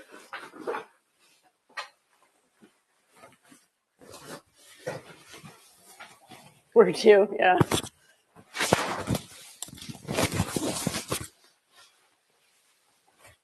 Yeah, normally when Caleb does this, it's a planned day where we know we're going to go outside. He's going to spray. He's going to come in. He's going to derobe and go right into the shower. Really. I don't know if there's value in me having a microphone. You're probably not going to be able to hear anything I say in here anyway. So, yeah. The long and short of it is. Yeah, sometimes I do think they purposely laugh at us. The bugs. Oh, yeah. Can you hear me? You can hear me. Oh, yeah. As you can see, I look great. Obviously. So, pull the hood on. Scare them to death. Yeah, pretty much. I'm pretty much ready to go. Fashion. I don't know if you can hear me, but. So then I get some gloves. And I got my spray bottle here. And so I mix it up with we were talking about that last night, actually, as yet another light was glaring out the front window when we were streaming. I'm like, I wonder what our neighbors think of us. Yeah. It's all the weird things that come on over here. Oh, yeah. But my neighbors probably see me walking through the yard like this, and they're like, what is going on in there? Biohazard. Yeah. So anyways, yeah, this is a sprayer. Not sponsored. However, I should be. You buy enough of them. I buy enough of them. I think it's probably the best 2-gallon sprayer you can get in terms of longevity and easy access. I have marked it because I also use one for spraying for my frogs, and it's just filtered water and not pesticide. So in order to prevent myself from killing all my frogs, I've clearly marked that this one is used for pesticide. Was it on wheels? Huh? Is it on wheels? This one? No, this one I carry. It's only 2 gallons, so I mix up 2 gallons here, and that's enough to spray for the whole collection out there. But as you can see, I'm not, let's say, discriminate with my spraying. It's just everywhere. Everything gets bombed. Everything gets hosed down. Outside. Yeah. The frogs are indoors, so they're right behind Nicole here, slightly behind the camera. But I don't spray this in the house. If it was to travel over there in the air, it would kill them all. So. If we have to treat the indoor plants, they go out into the garage while they're getting treated until they're dry. Yeah. And we just are like, we don't plant anything in the terrariums that hasn't gone through quarantine and been confirmed pest free before it's planted in there, because you can't treat once it's in there. Yeah, and those plants are kept separate too, because I will treat other plants even in the prop boxes out there with pesticide, and then those plants can't go into the terrarium after that. Yeah. So you have to have those plants growing in a separate way in just moss with just water, and then they can be introduced with the frogs. Yeah. Same with fertilizer. They can't be fertilized either. Yeah. Yeah, they won't survive it, and the frogs will soak it in through their skin, and they can just be poisoned by that. So it's not great, in their opinion.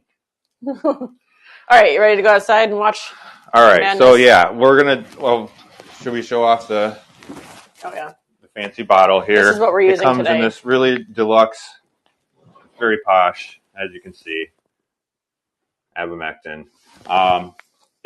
As you can see, there's a label here that you peel back, and this is where the information that I was telling you resides.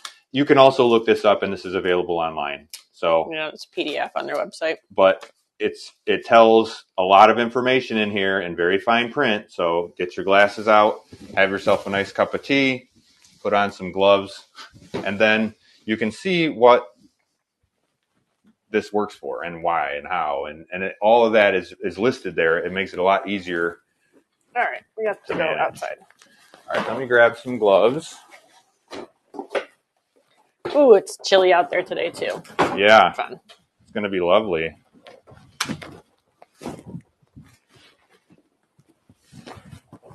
Turn the camera around. Let me go first.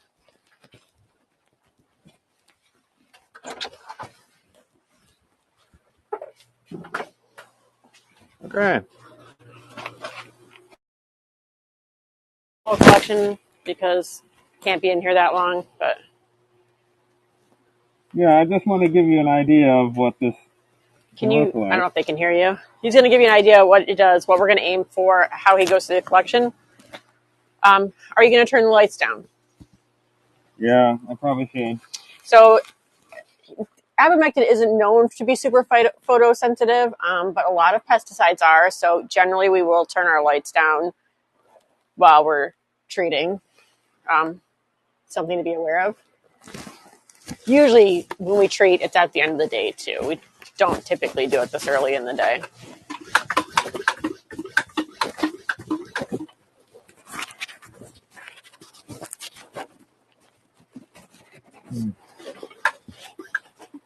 All right, so when I spray, I just spray. Actually, turn the fan off.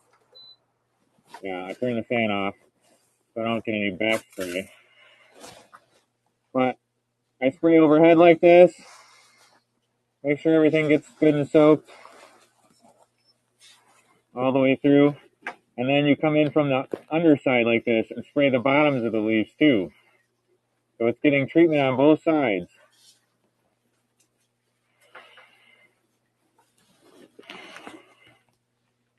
So we go through all these and make sure they get a good treatment.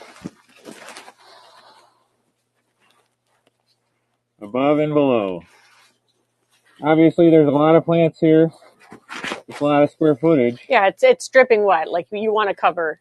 You want this to be, and if any of it drips into the pots, that's not terrible. This can go. Ivermectin is systemic, so it can be used as a drench. All right, I'm starting to smell it, so I'm going to step outside. Okay.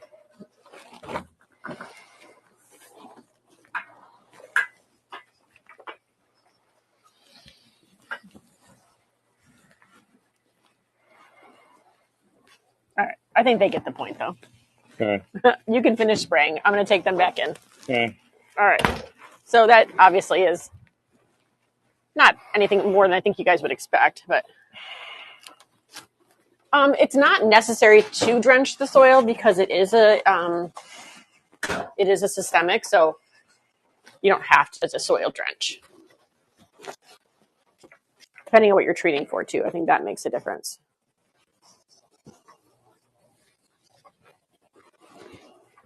You know, if we were treating specifically for like root mealies, then I would do more heavy on the root drench side than on the hair preventative side where we're just like spraying. Okay. Well, while we're waiting, does anyone have any other questions about pests I can answer? Elise, are you still here? Stop and prop.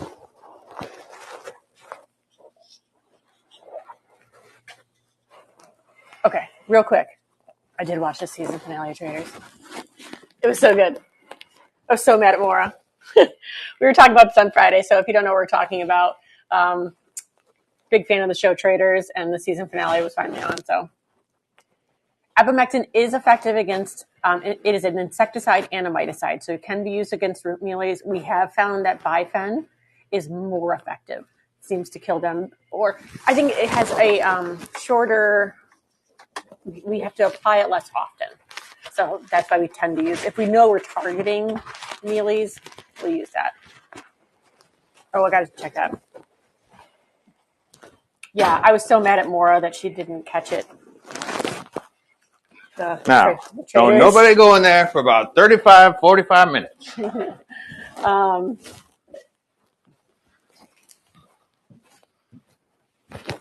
anybody get that reference? Oh, that is cute. It kind of looks like Carmelie a little bit. What is it? Juliana, that one she was talking about earlier. Friday. Yeah, someone got it. Yeah, it does, doesn't it? Yeah. That's really cute. A little cup shape. I know. It was so like, why don't you see it? You're going to let this boy take all this money from you. Yeah, that was just scandalous. Yeah. I thought she was going to do it. I thought she was going to catch him. Can't believe that happened. Yeah. I think next time Traders is on, we're gonna have to have a live viewing next season. Okay, so yeah, for our pest treatment, that's kind of what it looks like. Yeah. Tara and Johnny were fantastic. I agree. It was a really good season. Probably one of the better ones. Yeah, I agree. It was a really good season. Very entertaining, and like I said, I'm glad I came in as I did because I. You never see Caleb with his hair down. Yeah. Yeah. It's weird, right? Traders. It's TRAIO. Yeah, that one. Yeah. Yeah, they came for him. I feel like there's a way he could have seen that coming. I feel like. I mean, he showed his colors early on when he voted for a trader. Yeah, he didn't have much choice, right? Like he had to be. It's on Peacock. Super good. Yeah, I mean Rob. Rob went for a trader early on. I feel like Rob from the start wanted the whole pot. Oh yeah, no, but Eric like either had to become a trader or die, so he had to. Yeah, he didn't have a choice. But then when Rob came for Eric, I feel like he should have seen that coming. Yeah, I think Eric Rob had already come for traders before, and you should have sort of known that he had it in him. His hair's gotten long and then chopped off and then gotten long again. I mean, gosh, I don't know. 2 years ago, your hair was like down to here. Like I cut off like a 14-inch. Yeah. But it was just the top. It was his hair undercut. grows ridiculously now fast. It's the whole, all of it. So it's like a lot more. It's super thick and it's very intrusive. It's like, it's heavy duty. I have a lot of hair. So I'm in need of a barber. Yeah. Yeah. Yeah. Yeah. I mean, I definitely think it was smart gameplay on Rob's choice. If you're a Rob fan, I think it's awfully scandalous for everybody else if you're not a Rob fan. But again, hey, the game is meant to be played, and you can't fault someone for coming and playing the game. He came there to play. He told you from the start he was there to play. If you didn't believe him, and then you got played, I think that's the evidence was there. Yeah. It was all there. So. Now we've switched focus. Survivor's back on, so we'll be watching Survivor if you want to hear us talk about that. Which we also enjoy. It's also great dinner eating television, you know? Put that on, watch a little Survivor, have a little dinner. Yeah. Fantastic. I enjoy Beast Games too. I just started that one. We were watching that last night. So yeah, we were watching the crossover episode with the Survivor. yeah. So that was interesting. Fun. All right. Anyone have any other questions regarding? I love Boston Rob. I didn't watch the finale yet. What are we talking about? Pests. Yes, we were. Sorry, Hoyas and pests. That's what we're doing here. I can get distracted pretty easily when I start talking about those shows. Yeah. Yeah. So those are the pests that we try to aim treatment for. This is how we do that as well. We'd love to talk to you about Hoyas. If you're here for the Hoyas, we'll definitely do that all day too. Yes. Yes. It does. Yeah, Latifolia Sarawak is one of those slower Latifolias, I would say.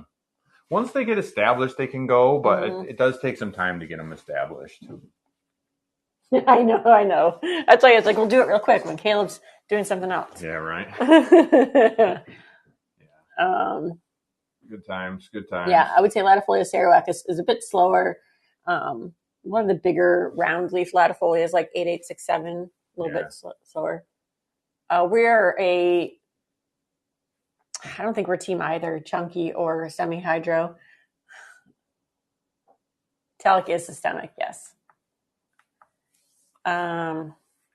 We propagate via aeroponic propagation. We grow in a soil media that's kind of a balanced, really fast drying, but light and fluffy. We don't do the big chunks in our Hoyas. We don't think it's necessary, but we do use small fir bark, tiny pieces. We do use a chunky mix in all of our aeroids. Yeah, and sometimes I'll just throw an extra. What would you recommend for treatment on the inside when we're doing treatment in our homes? We like Azamax. Azamax is a really good all around. You may have to use it a little more frequently, but it's pet and kid safety or safe to a degree. It's a lot easier to use in a home setting.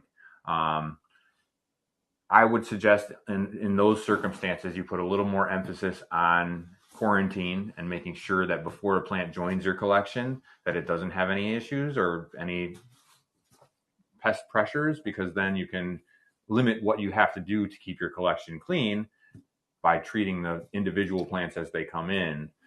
We set up in our bathroom, we had a Rubbermaid tub that went across the bathtub. Just the lid. And we drilled holes in it so you could set the plants on it and spray the plants down in that stall. Controls the flow, and you can rinse it all down and clean it off. And usually most bathrooms have a good ventilation system. So we would have a window open, the fan on, we would spray Azamax on the plants, let them stay in there with the door closed until they dry. Quarantine, usually about 2 to 3 weeks of close observation, and I'll be able to know if a plant is struggling or having any issues. We want to see new growth. But I'm looking it over very carefully during that time. I'm examining how quickly it's growing, how it's accumulating, growing roots. All those things are being evaluated while it's in that quarantine zone. Is there any pest pressures that might be slowing it down? Is there any odd shape of leaf growth? Is there any signs that might point to danger? And I'm going to be very closely scrutinizing that quarantine area. So any plant we receive, we're going to assume that it has problems until we see that it doesn't. So if you approach with that angle, you're never going to bring a problem into your collection by neglect. You may accidentally let one by, and that does happen occasionally. However, if you're attentive to the details and you make sure that each plant is treated as if it has a problem until you see it doesn't, you're less likely to end up with a runaway problem is all. So I enjoy that aspect of it. I think that, just because you bought a plant doesn't mean it's earned a place in your collection. This is me talking about my collection, right? So the philosophy is, I bought this plant, I want to add it to my collection. However, if it's not healthy, it's a risk to the rest of the collection and it can't be added. So I'm evaluating this, I'm considering it. Even though I've already bought the plant, it still hasn't joined the collection yet until it's proven itself, right? So if we take that other layer of security, there's another firewall up before it joins the collection. I think that that's something that we can take with us and say, okay, we need that tiered protection to protect the major. We have major investments in our collection. Let's face it. That's not a small amount of money we like to spend on some of these plants, and we certainly don't want them being risked. So if we take those extra steps, then that helps. I'd rather throw out one plant than 20. So. Yeah. And I will throw out a plant 100%. I've done it before. Even, favorite plants, if it has a certain problem, it's a safety cutting, it's an insurance cutting, and it's a throw the rest of the plant out. Yeah, sometimes it's a weighted scale of like, how hard is this going to be for me to replace? Yeah. If I have a really pretty fungi, I can get another fungi pretty easily. Do I want to go through the work of treating this thing for 4 weeks or 6 weeks or whatever? It might just get chucked. Unless you have to treat all your plants. Yeah. If all your plants you still have to treat everything, but that's been around it. But if it comes into the collection, if it's in quarantine and I see it has a problem, it's easy to make an elimination at that stage where only that plant affected. Yeah. Before you've introduced it to all of your other plant friends, and now the whole crowd is struggling. Yeah, sulfur is it's quite a messy endeavor depending on how you're using it. I have seen people burning a sulfur thing. There's a sulfur smoking that you can do, and there's also a sulfur spray that you can spray on the leaves. It's very messy. It's very difficult to get off. I don't advise it because I grow leaves for their beauty. I love to look at my leaves. I want to see them, and I don't want to see them with a bunch of chalky white spots all over them. And it's nearly impossible to get off the plant. It's just, you have to go in there and scrub it off. It's such a pain. So I don't like it. I think it's not worth the hassle it brings. And so for me, it's a non-starter. I like the abamectin. I can spray, it's clear. And so it doesn't leave any residue on the leaves. So there are certain things that do leave a little residue, but it's very minimal. And I tend to steer towards those. They grow more effortless, beautiful plants without having to go through and wipe off every leaf to have all that sulfur on there. It's just, I've bought a few plants that were treated with that, and I'm like, why would anyone do this? Yeah. So I don't love it, and it's just because of that experience of having bought a plant that had that treatment. I was like, why would you do this to such a pretty plant? And it was like a Dalton Henry or something, this gorgeous color, and then it had all this spray of sulfur on it. I was just like, I was so disappointed because I was like, it's such a pretty plant, and then you do that and it hides all the beauty. So I'm not a fan of that treatment, but those sulfur burnable treatments I've heard can be also quite effective. It gets in the air, and I don't know exactly how it works, but I've heard of them being used. It's not, I don't think it's typically used in homes. I think it's more of a greenhouse thing because it stinks. It smells like a rotten egg. That's not pleasant to be around. So my personal preference, again, is to isolate the plants, treat them first, but then treat them regularly. If you're treating in your home, that may limit the chemicals you can use and how you use them. You might have to remove them from their homes and put them into, like we were suggesting, in the over the tub. Bring them to a location where they can be treated, and then bring them back to where they are once they're dried and ready to live the rest of their life out. Obviously they're where they live their life is not always going to be the most convenient place to be treating them. Either the overspray gets on the walls or it's carpet or whatever. So sometimes it's nice to be able to just remove them, and then you can give them that full adequate hosing down that they need. In the shower stall, it works really well because you don't have to worry about overspray, and then you can just spray the shower down and rinse it all down, and you're good to go. So finding ways to manage treatments and finding a way to accommodate that type of thing sometimes is a big step for managing your pests. We all have to be a little bit creative sometimes. We don't always have the perfect situation. I feel like I have the perfect situation out there because I can just treat right where all the plants are, and it makes it a lot easier for me. It's a little bit more of a commercial setup in that way. Yeah, that's one of the reasons why we set up the garage, right? It wasn't manageable to do that in the house, and we had so many plants, it was less and less manageable to keep proper routines inside. Yeah.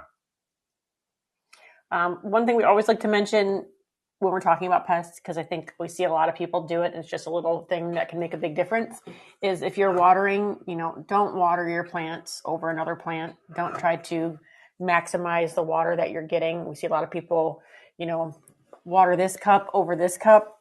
Well, if this plant has pests, you just put it in that one. Yeah. So yeah, things can spread. Sometimes you have those semi-hydro trays, flood trays. You can pass things from plant to plant in that water. And so, again, it's just something to consider. It's something to think clean about. your shears between clipping. If you're cutting one plant, wipe them down with alcohol or something in between. Good habits overall.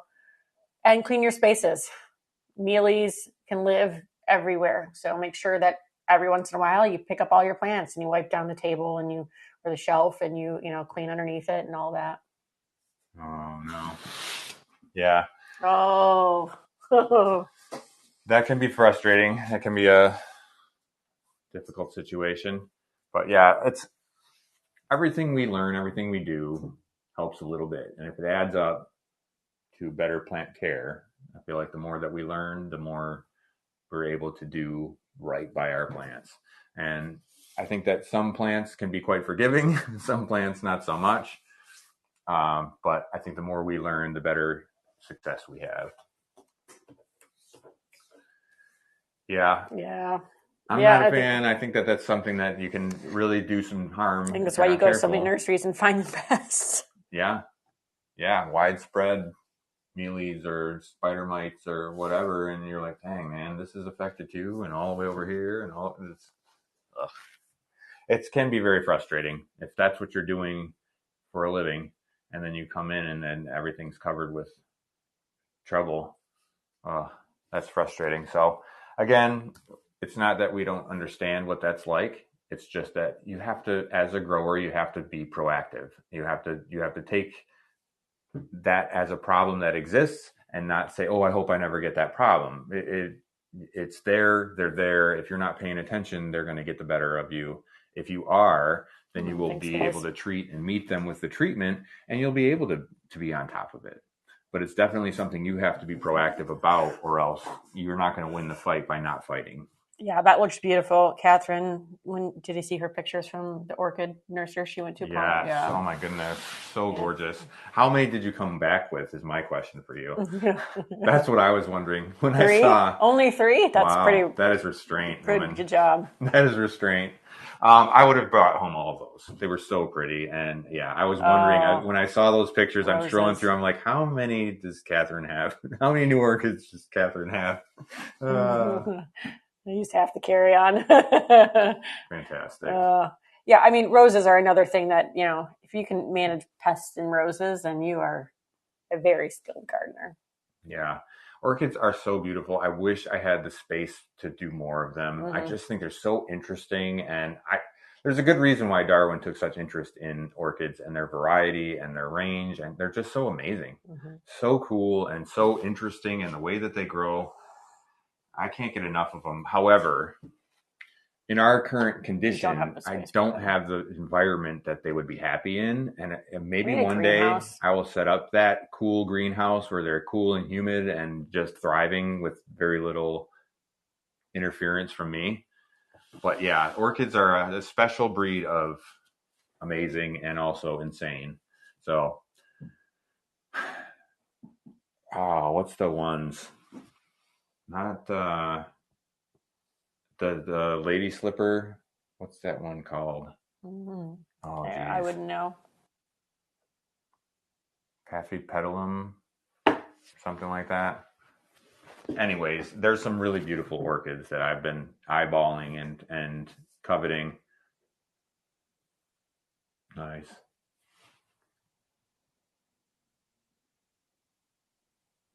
Wow, 80 different. Wow.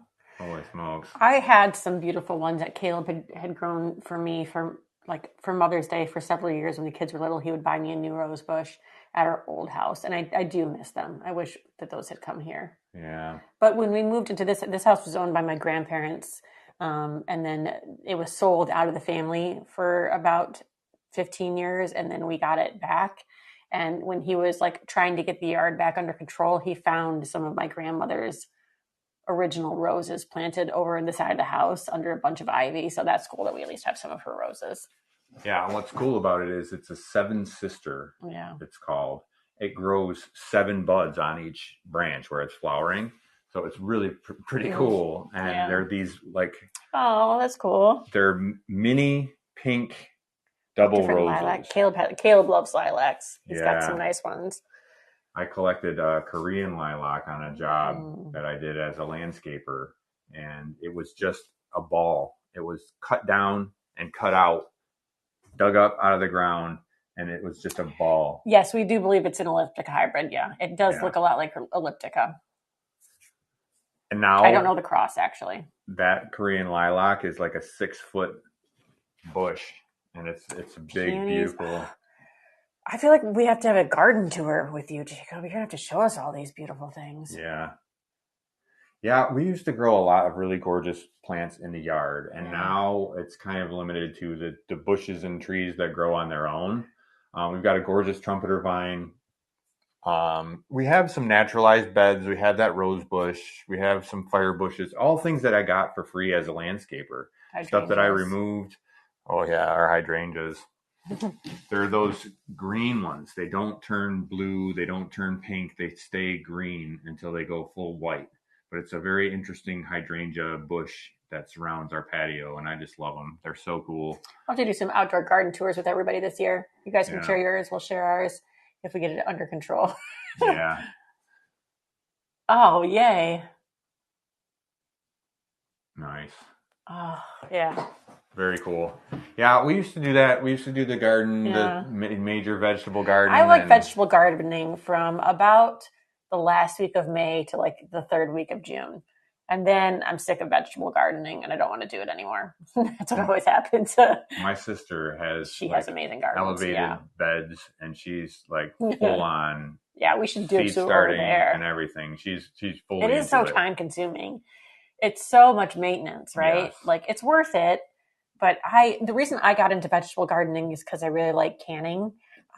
It's something I've always done. And so I was like, I'm going to grow my own vegetables. And then when you go through all that work at the end of the summer, you're like, man, I could have just bought a bushel of tomatoes.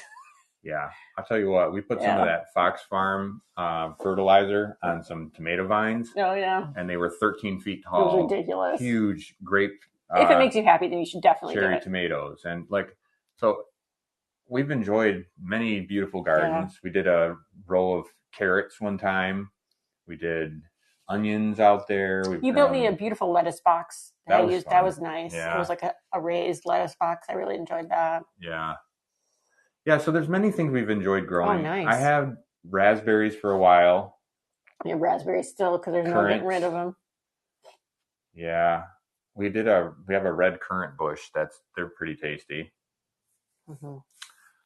But yeah, now it's like bushes and trees is what we mostly have in our landscape. A lot of the stuff that I was growing, we had some amazing bearded irises for a while there. And I was into collecting some of the Japanese irises and stuff like that.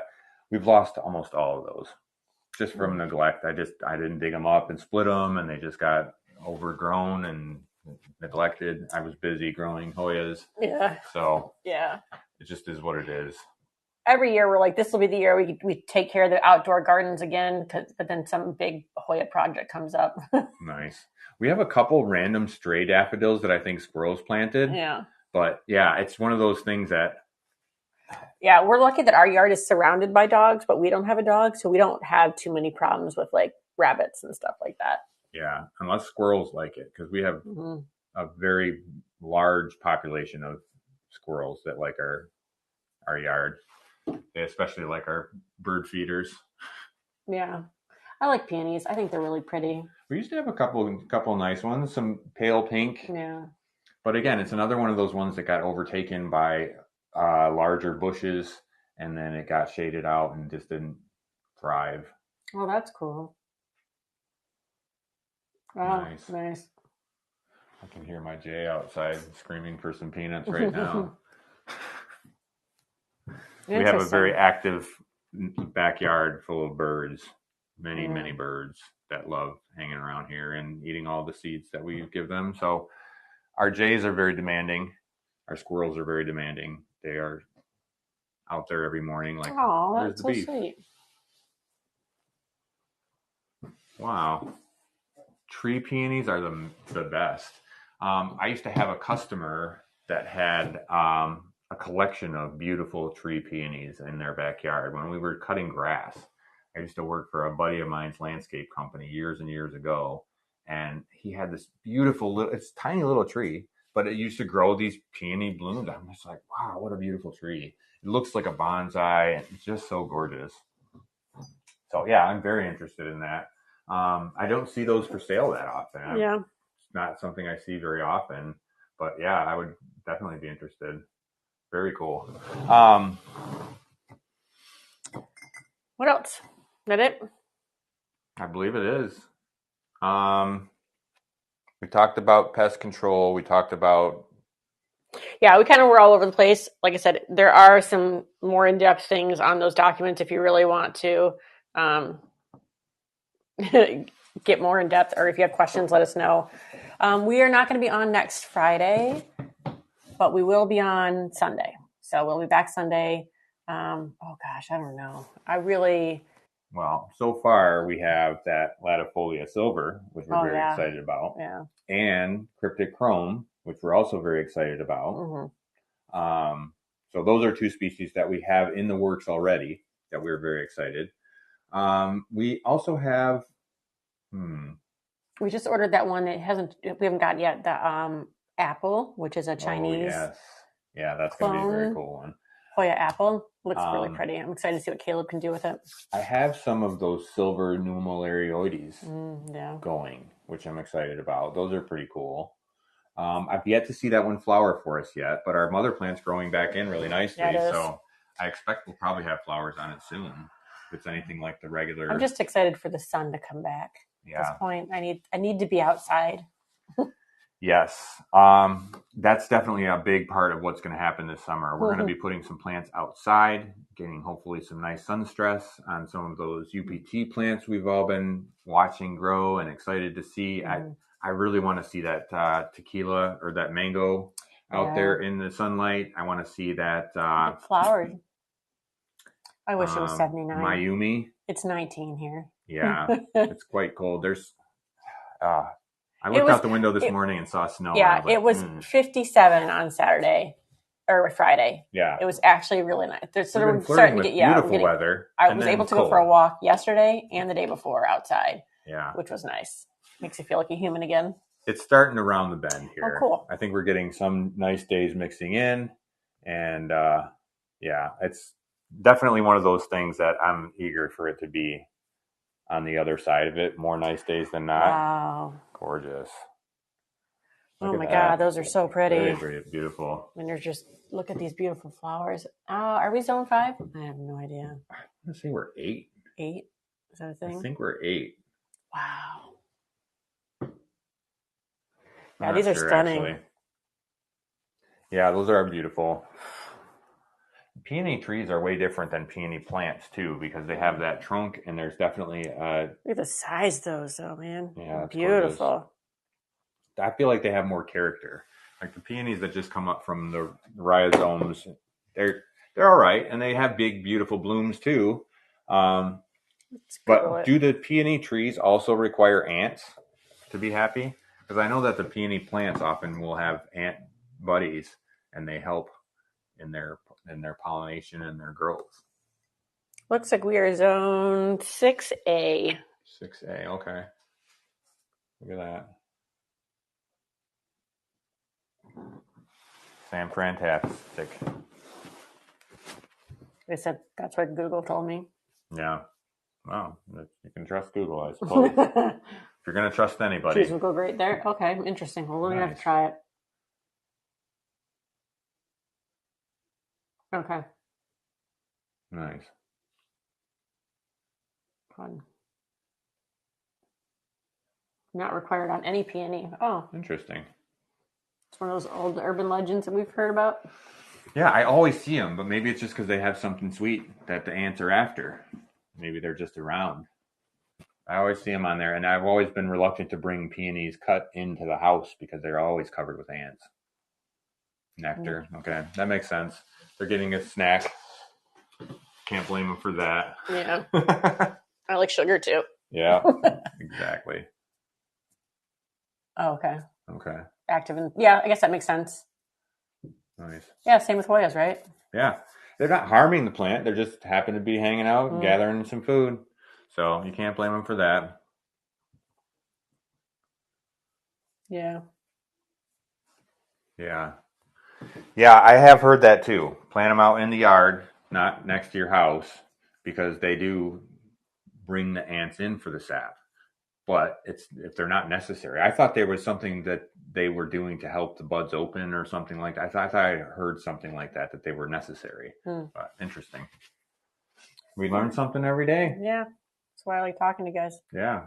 Like I said, it's a two-way street. We're learning as much as you guys are learning when we're having these conversations. And I find that to be a good source of new topics of information, topics of interest. And so, yeah, we like it. Well, we'll keep it up.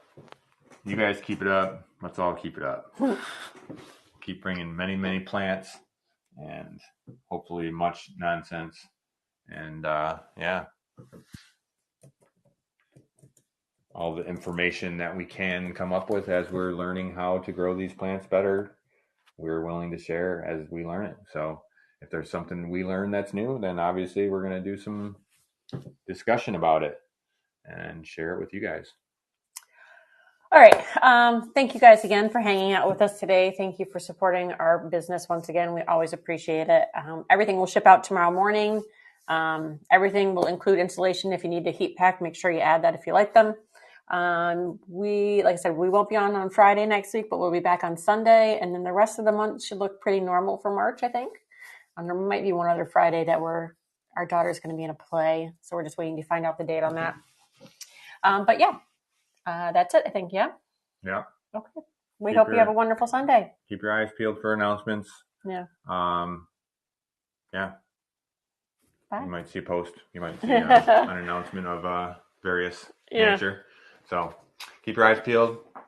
Have a great week, everybody. Bye, everyone.